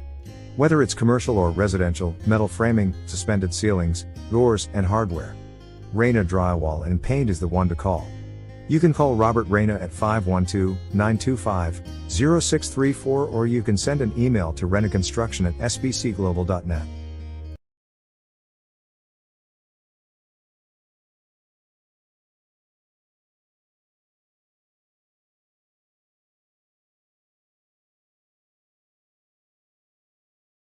Alamo Heights 47, Medina Valley 7. All right, we're back here on the Lions Pride Sports broadcast as we're going to go through some district scores real quick as we got a couple of finals in District 15 5A Division II play. Alamo Heights 47, Medina Valley Panthers 7. That's the final at Bernie Champion. It is Kerrville Tivy 20, Bernie Champion 45. So both Alamo Heights and Bernie Champion come out victorious and remain unbeaten in district play. Tell you what, just a reminder in case you folks forgot, we are in a tough district. Yes. Quick throw out there to Deontay Jackson. Jackson's going to pick up a first down and continue to run. Good run. As he ran through one of the Tiger defenders all the way down to the 28-yard line. Jackson heating up a little bit, responsible for about 30 yards of offense in the last few plays. You know, we've seen him a ton on both sides of football all year, but he's yet to have a real breakout night on offense catching the ball. But I think that's his 4th catch of the game there. Probably getting pretty close to 50 yards receiving. Yeah, first down and 10, and once again a little bobble on the snap. Dickens picks it up, and he'll make something positive out of a negative play. And I want to be clear, you know, that's not on Dickens. That ball, you know, that and each of the balls tonight really that he's mishandled have been him having to pick the ball up off the turf. Very low. And, man, it's such a hard deal when you start the play and you've got to squat all the way down to the ground. You lose a half second every time. Especially when it's going to be a passing play. It takes your eyes off of your receivers. Got to completely restart. So it's going to be second down and 8. Got Duran in the backfield. It looks like every time he's been in the backfield, he's gotten the ball. And another fumble. This time Duran's able to be there to pick it up, but it'll be a tackle for loss. This time the ball barely made it back to him. And, you know, you don't see anyone Yeah, if I'm the quarterback after 2 of those in a row, I'm turning the center around and saying, hey, get me the ball right to my chest. So that's going to bring up 3rd down and 5.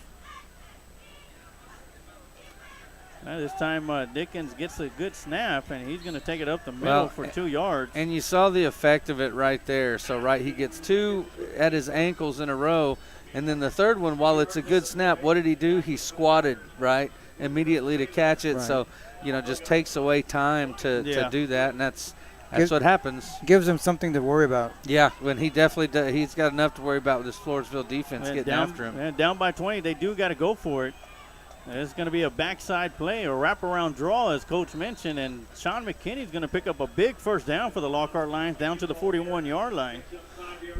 Tell you what, as well as that play's done in the last 2 games for Lockhart, I'd come back to it every 5th or 6th play just to, one of those things. If it's working, why change it, right? Exactly. 1st down and 10 for the Lions. Dickens gets a snap, drops back, throws it out to the flats to Deontay Jackson, in and out of his hands. It almost looked like he was getting ready to turn and run once again. And that was a design play to go out there. But I tell you what, someone missed an assignment, and Blake Herzog was running free down the middle of the field. But that play not designed to go deep. It obviously designed to be a quick pass out on the edge. But Lockhart missed what could have been a big one there. So time's not in the favor of the Lockhart Lions, as they need to get some scores and some stops defensively. Screen pass to Sean McKinney, and great job by the Floresville Tigers defense. So if you look, Floresville rushes 3. Obviously, they let them through as it's a screen play, but then still had 3 guys to spare right around the screen. I mean, great job of running by this Floresville defense. They pursue really well. Excellent job with number 2. I think he's the quarterback on that side. And it's going to be an offside penalty on the defense. We'll take what we can get. Yeah. So that's going to make it – it's going to keep it at 2nd down. It'll be 2nd down and 5. And we got 9 minutes, 37 seconds left to go here in the active jiu-jitsu 4th quarter. As time's slipping away for the Lions, if they expect to be able to get back in this game, they need to score quickly here. The Lions line up. They got 2 receivers split out to the near side, 1 up top.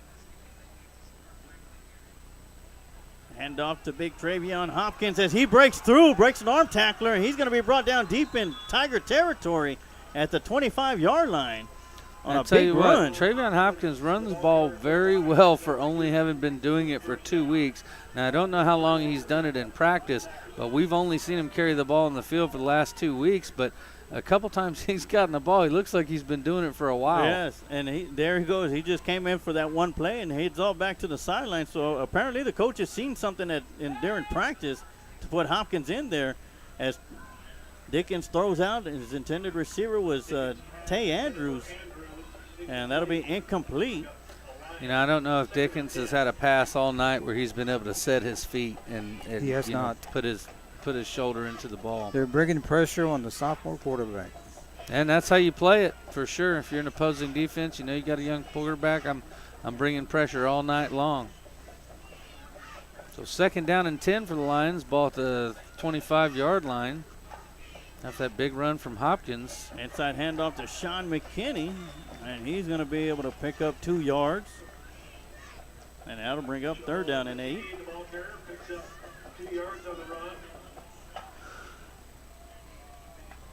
Sean McKinney, a junior, so you'll be seeing him for 1 more year at least. Well, at least. Yeah. 1 more year.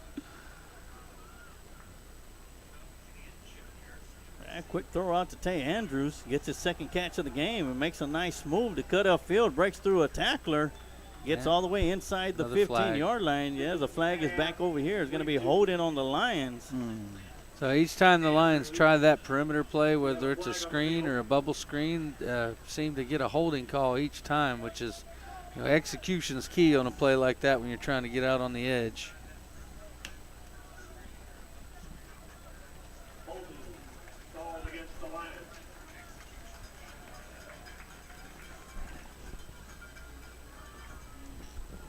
Quick update, the Luling Eagles fall to the Blanco Panthers 33-14 in area scores. Marble Falls loses to Liberty Hill 21-14. Of course, last night Westlake defeated the Hawks, Hayes Hawks, 77-0. Never heard of them. Well, third down, third down and 18. Gotta get rid of And deep, as Dickens trying to get out there, he's going to be tackled for a loss. And that'll make it a long fourth down. Looking for a target, but just nobody open. That's going to be a coverage sack for the secondary there. Wanting to go deep, but smart enough to not force it and chunk it when you don't have to. It's going to be fourth down and 23.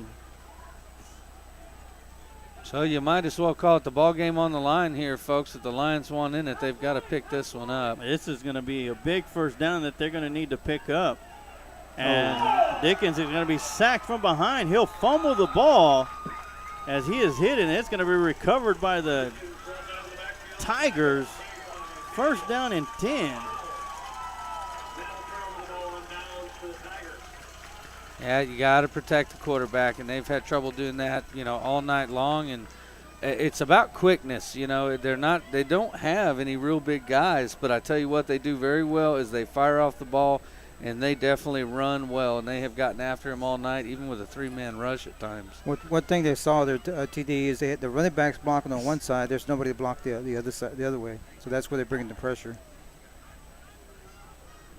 That backside pressure, as the Floresville Tigers will have the ball once again. First down and 10 at their own territory. Inside handoff to Murphy, and he'll get up close to midfield. And you got to think at this point, Floresville will probably keep the ball on the ground unless they get in a third and long situation. And as we've got a player down on the field, as there's an injury timeout, we'll go ahead and take a quick timeout here. And you're watching Lockhart Lions football on Lions Pride Sports Broadcast. Kent Riddle Properties has been a big supporter of Lockhart Lion sports for over 40 years. Lockhart Lion fans all over the world have been able to follow the games on the Kent Riddle Properties scoreboard, as well as being one of the top sponsors of the Lions Pride Sports broadcast. Kent is also the QA guy for every broadcast. Kent Riddle has been in the real estate business for over 35 years. If you are looking to buy, sale, or lease a property in the area, you can contact Kent Riddle at 512-359-0036.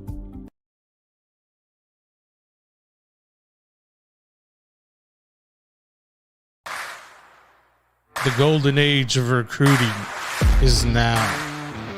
It doesn't matter if you're in a small town. If you can ball, we'll find you.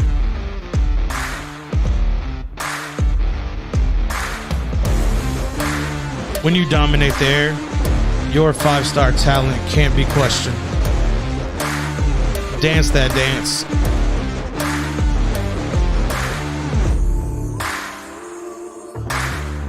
Welcome to Recon Athlete, where we identify, reveal, and promote student athletes.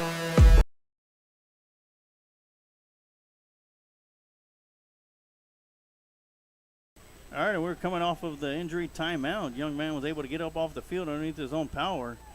And it looks like there's a timeout called. And as we're watching the end of this game, I'm looking forward to tomorrow as the Texas Longhorns will be taking on Oklahoma State Cowboys. That game will be at 11 a.m. tomorrow on Fox. Of course, UT suffered a heartbreaking loss last week. I don't want to talk about that one. Running away. Move along, move along, move along. Now, here's a game that I'm always interested in watching, Coach. The Travis Rebels versus Northeast Early College, formerly known as the Reagan Raiders. The Travis Rebels defeat the Northeast Early College Raiders 19-13. Wow. Yeah, I tell you what, that Texas versus OU game last weekend, I'm thinking it was fixed. Had to be. I feel like the Longhorns in the second half last week, they played not to lose as opposed to playing to win. There's a difference. But hopefully they'll be able to beat at least one team from Oklahoma. All right, second down and 5 as Fuller gets snapped, hands it off to Murphy as a penalty flag coming from the backside. Coming from every side. Yeah, usually in the neighborhood of the holding. Referees practicing synchronized flag throwing there. Chop block on the offense is going to be the call. Must have been a pretty obvious one as those flags both came in simultaneously. Personal foul, so that would make it 2nd down and 20. And I tell you what, penalties, while the Tigers are up big on the Lions, a lot of penalties for the Tigers. I know if I'm, the head coach for them, I'm definitely taking note of that as they have shot themselves in the foot quite a few times in this game. Yeah, but I tell you what, with a quarterback like Fuller, that young man can make it up in a hurry. And then Murphy, who's been quiet tonight, with the exception of that one long touchdown run, that they got some 2 great threats in the backfield. Very good offense. Yeah, so the clock's winding down. 7 minutes left to go in the active jiu-jitsu 4th quarter. Inside handoff to Fuller, and he's going to get through the line before it's finally brought down in the secondary by Deontay Jackson. And that'll bring up 3rd down and 8. And that's a pickup of 11 yards there for Fuller. Getting most of the penalty yards back and putting them into a 3rd and 8.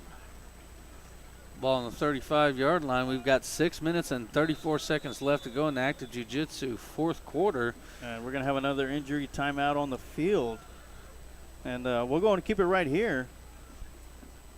Oh, no, you know what? We're going to take a quick timeout, and we'll be right back with some more Lockhart Lion football right here on the Lions Pride Sports broadcast. Changing Faces Barbershop has been serving the Lockhart and surrounding communities since 2009. Head barber and owner Lex Jennings and staff pride themselves on being a hip urban barbershop. For shaves, not only do we hit you with our Precessional Andis trimmers, we offer a close shave and edge up with a straight razor. If you're really wanting to be pampered, let us give you one of our famous hot towel shaves. For cuts, Changing Face barbers are all top of their class and are able to pull off any style, whether it's a mohawk, classic cut, fade, taper, or design. We pride ourselves on our talent, our drive, and want to give our clients the best experience available. For all styles from the newest trends to old school cuts, our barbers here at Changing Faces have the skills to transform your look and feel. With over 10 years of combined experience, our barbers are on the cutting edge of the barber world. Come by one of our 2 locations, 2000 West San Antonio Street in Lockhart, Texas, and 900 Bug Lane, Suite 115 in San Marcos, Texas. Or go to our website at cfbarbershop.com.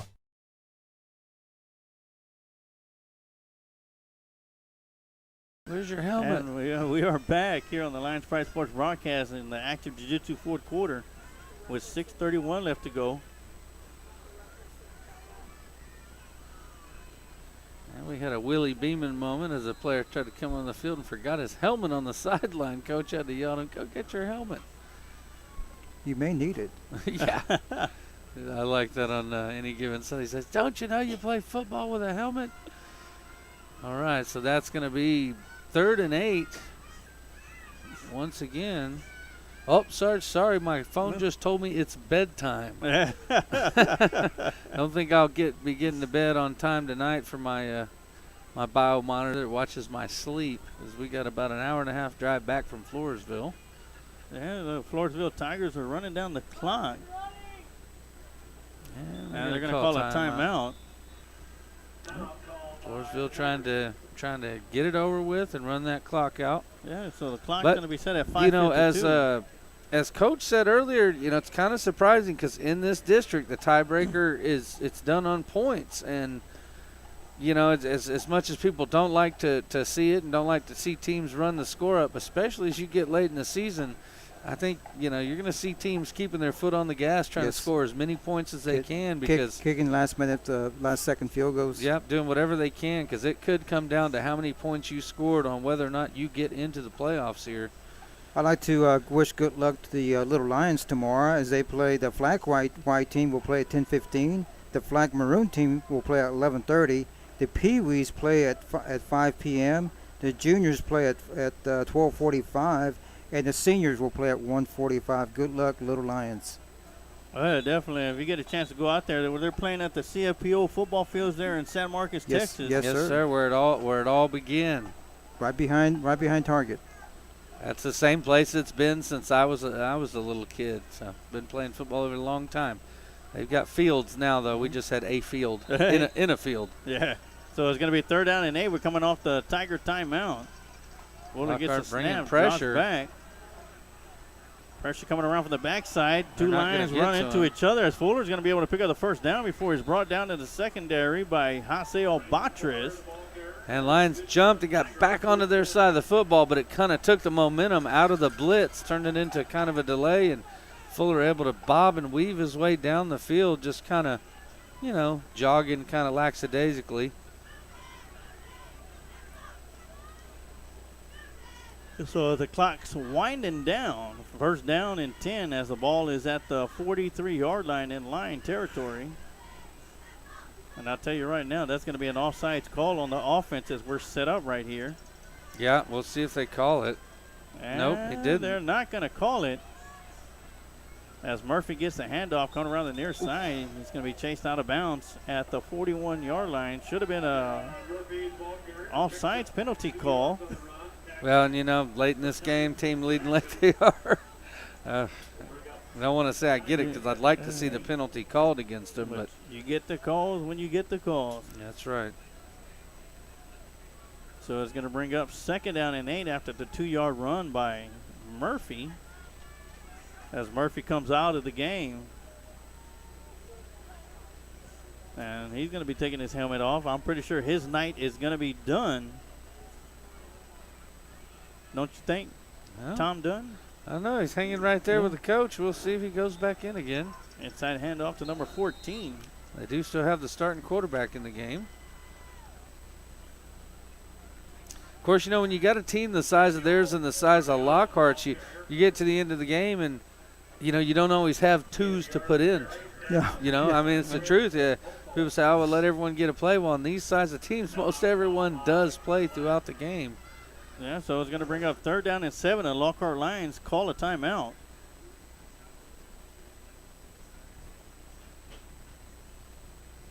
So we're at 5 minutes left to go in the active jiu-jitsu fourth quarter. I want to remind all you Lockhart Lion fans that are watching tonight that at the conclusion of the game, we're going to take a quick timeout, and when we come back, we're going to have your Recon Athlete post-game show, and we'll have your Recon Athlete players of the game right here on the Lions Pride Sports broadcast. And once again, this is going to be your final opportunity to put your name in the hat. We talked in pregame.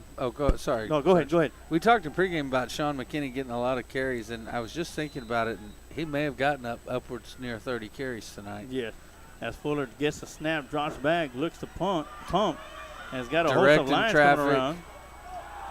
And Deontay Jackson giving chase. Tristan Amos going back, and they'll make the sack.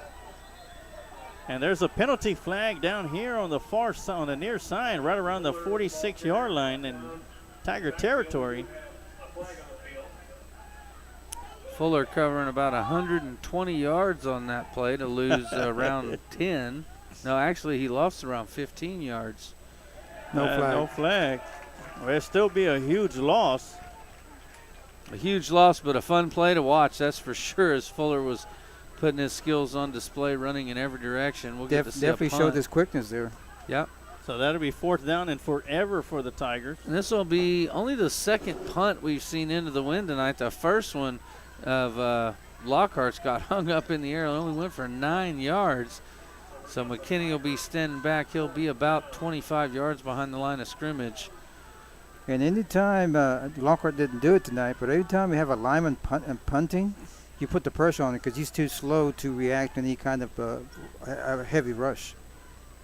We have a meeting of the Zebras right there at the spot of the ball. After this punt, you're going to want to stay tuned and listen to having an opportunity to put your name in the hat for free tickets for next week's home game. And they are going to bring the pressure. Jackson's going to come off the edge. And he's, oh, goodness gracious. That ball is going to be kicked high. The wind's going to bring it back. And it'll be down at the 40-yard line where the Lockhart line is going to take over 1st down and 10 with 4:25 left to go in the active jiu-jitsu fourth quarter. And as I mentioned, next week the Lockhart Lions will be at home hosting the Medina Valley Panthers in a district game at home. And 2 lucky Lion fans are going to have an opportunity to win 2 free tickets courtesy of Kent Riddle of Kent Riddle Properties and the Lions Pride Sports broadcast. We've already told you one way how to enter the contest, and that was by typing in the comment section, beat the Tigers.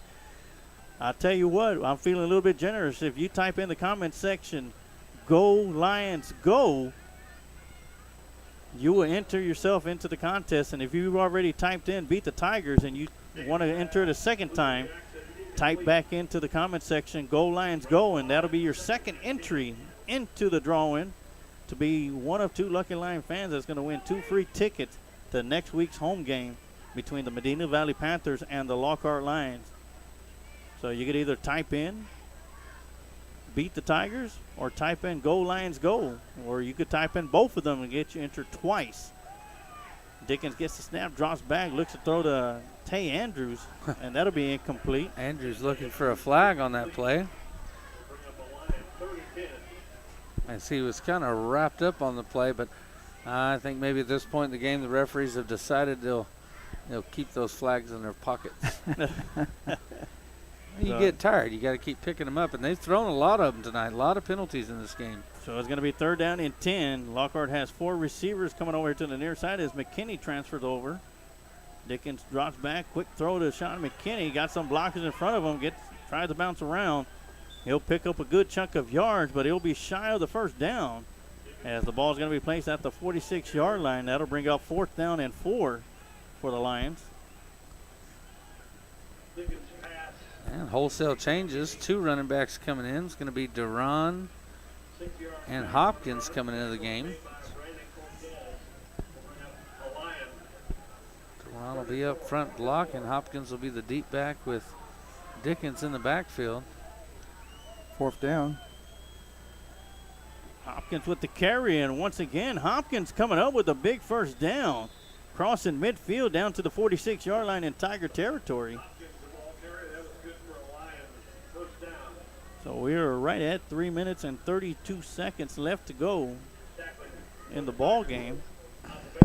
Well, and if any of you folks are going to be heading out into the woods this weekend, going hunting, make sure you check out Westwood Wild Game. If you get a deer, they'll process it, and they guarantee the deer you take them is the deer you get back. Folks, if you haven't tried it, you got to try it. The sausage they make over there at Westwood Wild Game is some of the best I've ever had. Yeah, deep pass down the near sideline, and that one's going to be overthrown. Intended receiver was Tay Andrews. Sarge, I'll have to bring us some to the next home game. He's making something called a smoked rib sausage that is it's absolutely to die for. I tell you what, if you don't bring it next home game, don't step inside the booth. You heard it. you heard it, Jim. I'm gonna need a place and order. He's gonna tell me you're gonna need to bring me a deer. Might have to go get one this week. That'll be an excuse to go hunting. Dickens gets the snap, drops back, rolls around to his left side, got a receiver, and just gets it out there as the receiver slipped. I think that you got to put that one on the receiver. He threw it to where he was, and the receiver kind of ran away from the spot thinking he was going to lead him.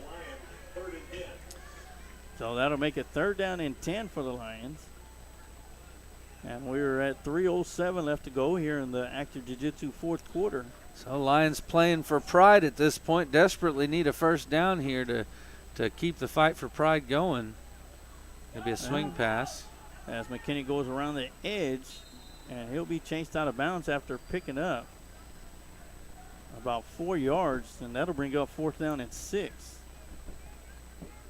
Sean McKinney, the ball carrier, picks up 3 yards on the carry. And Duran's going to check into the game again. As Travion Hopkins checks in as well. See if Hopkins, the magic man, can make it happen one more time. I see a play action pass right here, using Hopkins as a decoy. And that's it. Quick post throw to Tay Andrews, who makes a great catch and takes a huge hit. And he'll pick up the big 1st down for the Lions. And I like it. Fighting after the catch to get more yards for your team. Hopkins going to go out. McKinney back in. And 3 receivers to the near side, 1 up top. Dickens dropping back. He's got a receiver in Tay Andrews and makes a great catch. And that'll be another 1st down for the Lions as the ball is in the red zone territory. Ball is going to be at the 16-yard line. Tay Andrews waking up here late in the 4th quarter. I think the coverage has finally eased up a little bit. Dropping back to throw once again. Throws for the corner. Looking for Deontay Jackson. That one just sailed way out of the end zone. I tell you what, that wind got a hold of that one and just pushed it out of bounds. A little bit too much there. And Jackson was double covered on that play, so unless he was going to high point it, not a lot of opportunity there.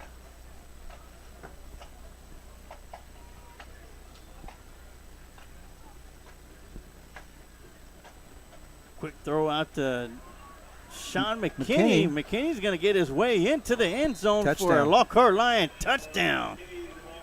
And I tell you what, he was already hitting upfield before that ball even got to him. I like that play design there. There was no stopping him there. No. Well, so what we've done during the game is tried to move the play out towards the edge. That one started out on the edge, so you don't have to get there. You're already there, so good play design and call there. Gets the Lockhart Lions in the end zone, makes the score 26-40. As we have Omar Ocampo coming in to kick extra point. Snap is back, the hold is down, the kick is up, and it is good. And we're going to go and take a quick timeout as the Lockhart Lions trail 40-27 here in the Active Jiu-Jitsu fourth quarter. We'll be right back with more Lockhart Lion football right here on the Lions Pride Sports broadcast.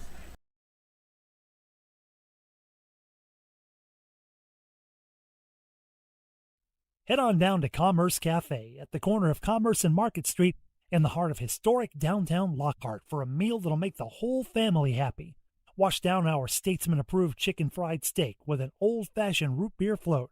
Keeping healthy? Grab a peach salad and roasted chicken. We can't wait to see y'all at Commerce Cafe at the corner of Commerce and Market Street in the heart of historic downtown Lockhart.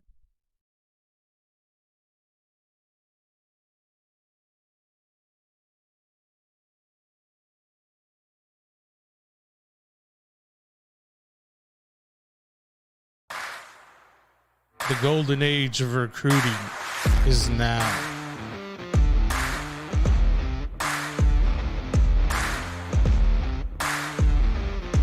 Welcome to Recon Athlete.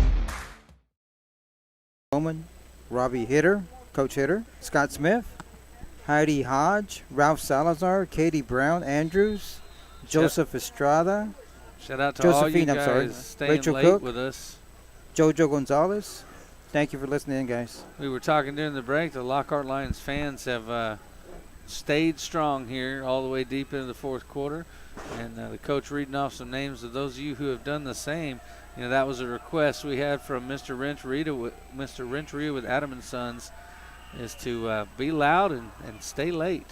Onside kick. Well, onside kick bounced off a Tiger, and number 17 was able to be right there, Johnny, on the spot. So it'll be Tiger ball, first down and 10 at the 45-yard line. Number 17, is that Luis Flores playing for them? Miss seeing Luis Flores on the field for the Lions. Yes. He's doing quite well at tennis, as I understand. And, you know, I drove by this morning, saw those kids out there like 6-something out there practicing tennis. Oh, so no. All the different sports working hard for Lockhart out there today. Oh, well, they've had a great Lion Roar program going on the last couple of years, and great attendance as the Tigers come back out onto the field. Fuller still at quarterback. Inside handoff to number 14, and great job by number 44 to get in there to make the tackle. That's going to be Trent Holcomb. 14 a little slow to get up there as he went down awkwardly. There's going to be a timeout called for the Lockhart Lions. That's going to be the third and final timeout. And while we take our third timeout, you know what, I'm feeling a little generous. Of course, we've already had one that says beat the Tigers with opportunity to put your name in the hat to win a free ticket, 2 free tickets, or be one of 2 lucky Lion fans and win 2 tickets for next week's game. And then I came back and said type in Go Lions Go to get into the contest. And if you already typed in beat the Tigers and you enter Go Lions Go, that's their second entry. I'm going to go and be generous and make it a third one. What should we say there, TD? They should spell DNA, deoxyribonucleic acid, if they spell that. That sounds good to me. No, we'll give them an easier one. Yeah. We'll just give them a Go Lions. We already did that, Go Lions Go. Well, we did Go Lions Go. Now we just give them Go Lions. Okay, Go Lions. Let's make it that way. Tell you what, if you comment in the next 3 minutes, you'll be entered. How about that? Yeah, that'll go. Actually, 2 minutes of game time. So you could comment, "Go Lions, go Lions," and beat the Tigers. That gets you 3 entries into the contest to be one of 2 lucky Lion fans to win 2 free tickets to next week's district home game against Medina Valley Panthers, courtesy of Kent Riddle and Kent Riddle Properties and the Lions Pride Sports broadcast. And I tell you what, tough run by the running back for the Tigers. I think his last name's got to be Duran, right? I haven't looked at it yet. But, so that is going to be number 48 coming into the game for the Tigers, and that is Weldon Alvarado, junior running back. And we have an injury on the field. And let's go and take a quick timeout. We'll be right back, and you're watching Lockhart Lion football right here on the Lions Pride Sport broadcast. Let Bryan Enterprises Family Entertainment be your one-stop shop for your party entertainment needs. If you're in need of balloon twisters, face painters, or bounce houses, just give them a call at 512-846-3334. If you're looking to rent a mascot costume or to hire a children's performer to appear as a superhero, princess, or one of their 85 other merry mascots, reach out to them. Bryan Enterprises Family Entertainment has been entertaining families in Caldwell County for 2 decades. Bozo the Hozo, the Christian Clown, the first entertainer for the company, has entertained thousands at the Lockhart Chisholm Trail Roundup Parade over the years. Family entertainment and family engagement are 2 phrases that are a part of Bryan Enterprises' core values. Whether it's motivational speaking at school assemblies, or writing children's books, or training personnel to engage fathers in the community, children and families are always at the heart of this organization. To find out more about Bryan Enterprises, feel free to check them out on social media or visit their website at bryant-enterprises.com.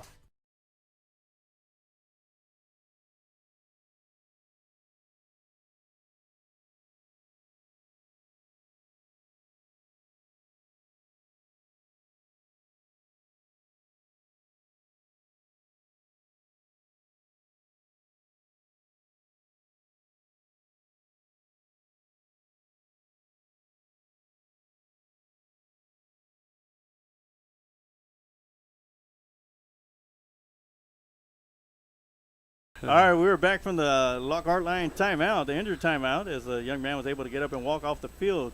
And we are back. It is 3rd down and 5. We got about 90 seconds left to go here in the 4th quarter, excuse me. Floresville taking their time at the line of scrimmage. Clock is moving. Got about 15 seconds left to go on the play clock.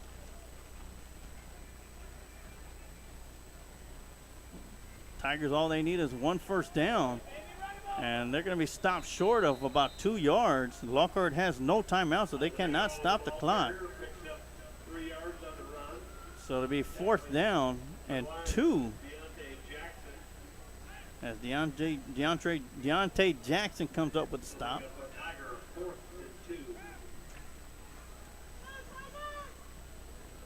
And we are at 45 seconds. Big 4th down here. Point of pride. Point of pride. You're playing for your pride right here. You want to stop them and get that small moral victory. Though they say there are no moral victories, I guarantee you there's one coming right here if we can stop them. Yeah, got a 25-second difference from the play clock and the game clock, and it looks like the Tigers are going to call their 3rd and final timeout.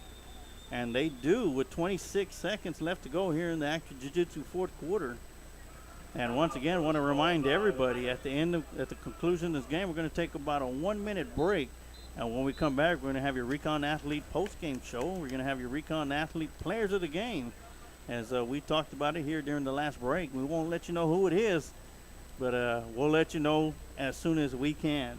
I tell you, a little bit of class shown there by Braden Fuller, the quarterback for Floresville. As his team called a timeout. His team huddled up, and he was out there kind of chopping it up, talking to a couple of the Lockhart Lions players, telling them good job. So, not only great athlete, but showing some good sportsmanship out there. I'm glad he's a senior, and we don't have to worry about him again next year. Well, I mean, I don't know. We do have a redistricting coming up here in February.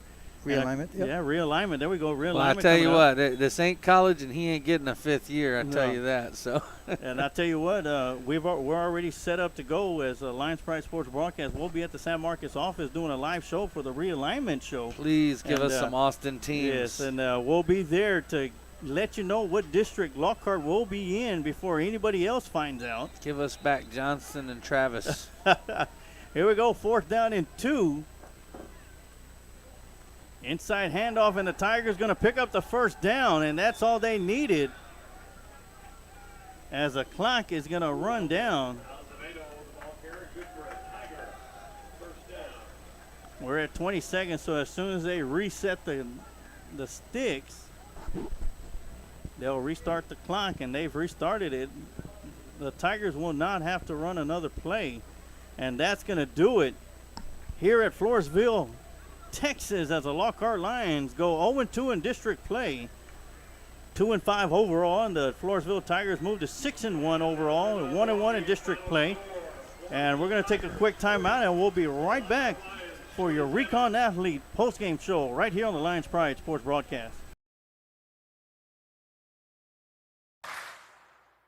The golden age of recruiting is now. It doesn't matter if you're in a small town. If you can ball, we'll find you.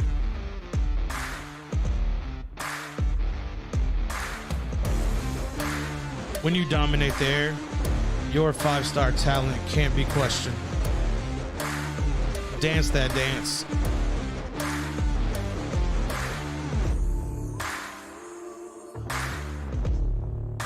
Back-to-back state titles helps your exposure. We'll promote you until you commit.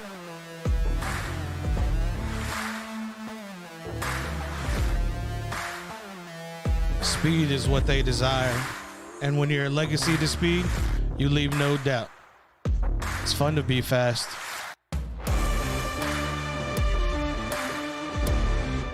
Welcome to Recon Athlete, where we identify, reveal, and promote student athletes. And welcome to the Recon Athlete post-game show as the Lockhart Lions go down in defeat here at Floresville, Texas, as the Tigers come away with a 40-27 victory, as the Lockhart Lions go to 2-5 overall, 0-2 in district play, and the Tigers move to 6-1 overall, 1-1 in district play. You have to get that reset. But, of course, during the Recon Athlete post-game show, we're going to have your Recon Athlete post-game or players of the game for the Lockhart Lions. And, Coach, go ahead and take it away. You have the offensive Recon Athlete players of the game. Yes, Sarge. Of course, our pick for offensive player of the game is our running back number 5, Mr. McKinney. I call him Mr. because, man, he played tough tonight. Yes. He gave it all he had, made some real tough runs, and just wouldn't stop. He just kept competing, kept fighting, and try to get as many yards as he could. Did a great job blocking also. And offensive player of the game goes to McKinney, number 5. Congratulations to Mr. McKinney, as Coach Amato says, or Coach Galvez said, and as for being the Recon Athlete offensive player of the game. Now we switch it over to the other side of the ball, your Recon Athlete defensive player of the game. And take it away, TD. And on the defensive side of the football, your Recon Athlete defensive player is going to be Deontay Jackson, who led the defense in tackles tonight, which isn't a surprise because they put him as a spy on the quarterback, so he had a lot of opportunities to track down the one man who gets the football the most. So hats off to Mr. Jackson. I think he's won multiple Defensive Player of the Week awards, so we're going to have to see some of these other defensive players step up over the next couple weeks, and some of these offensive players too. We need to see someone step up and take it away from these guys, so that's what I'll be looking for next week. I'll be looking forward to we need somebody to have a breakout game, next week. So that's what I'll be looking forward to as we are back home next week against Medina Valley. All you folks come out and see us at the stadium, and if you can't be there, make sure you tune in to us live on Lions Pride Sports Broadcast. Now, with that said, the Lockhart Lions go 0-2 in district play here tonight as they go down against the Floresville Tigers 40-27. I want to thank everybody for tuning in and watching tonight's broadcast of Lockhart Lion football right here on the Lions Pride Sports Broadcast. Big shout out to the Lounge Sports Bar and El Leon Cigar Company for having a watch party there at their place of business. I want to thank y'all for y'all support. Thank everybody, all of our sponsors and our supporters of Lions Pride Sports Broadcast and Lockhart Lions Sports. As for myself, the Sarge, TD Tom Dunn, the coach Amato Galvez, want to thank everybody for tuning in. Safe travels to all you Lockhart Lion fans to make the trip out here. That's going to do it for us tonight. And be sure to tune in next week as we go live for the Lockhart Lions versus Medina Valley Panthers football game live from Lionsville. But once again, that's it for us tonight. And like I always say, you can take the lion out of Lockhart, but you can never take the heart out of Lockhart. Go Lions. Thank you for watching today's Lions Pride Sports broadcast, brought to you by the main sponsor, Recon Athlete. And remember, like the Sarge always says, you can take the lion out of Lockhart, but you can never take the heart out of Lockhart.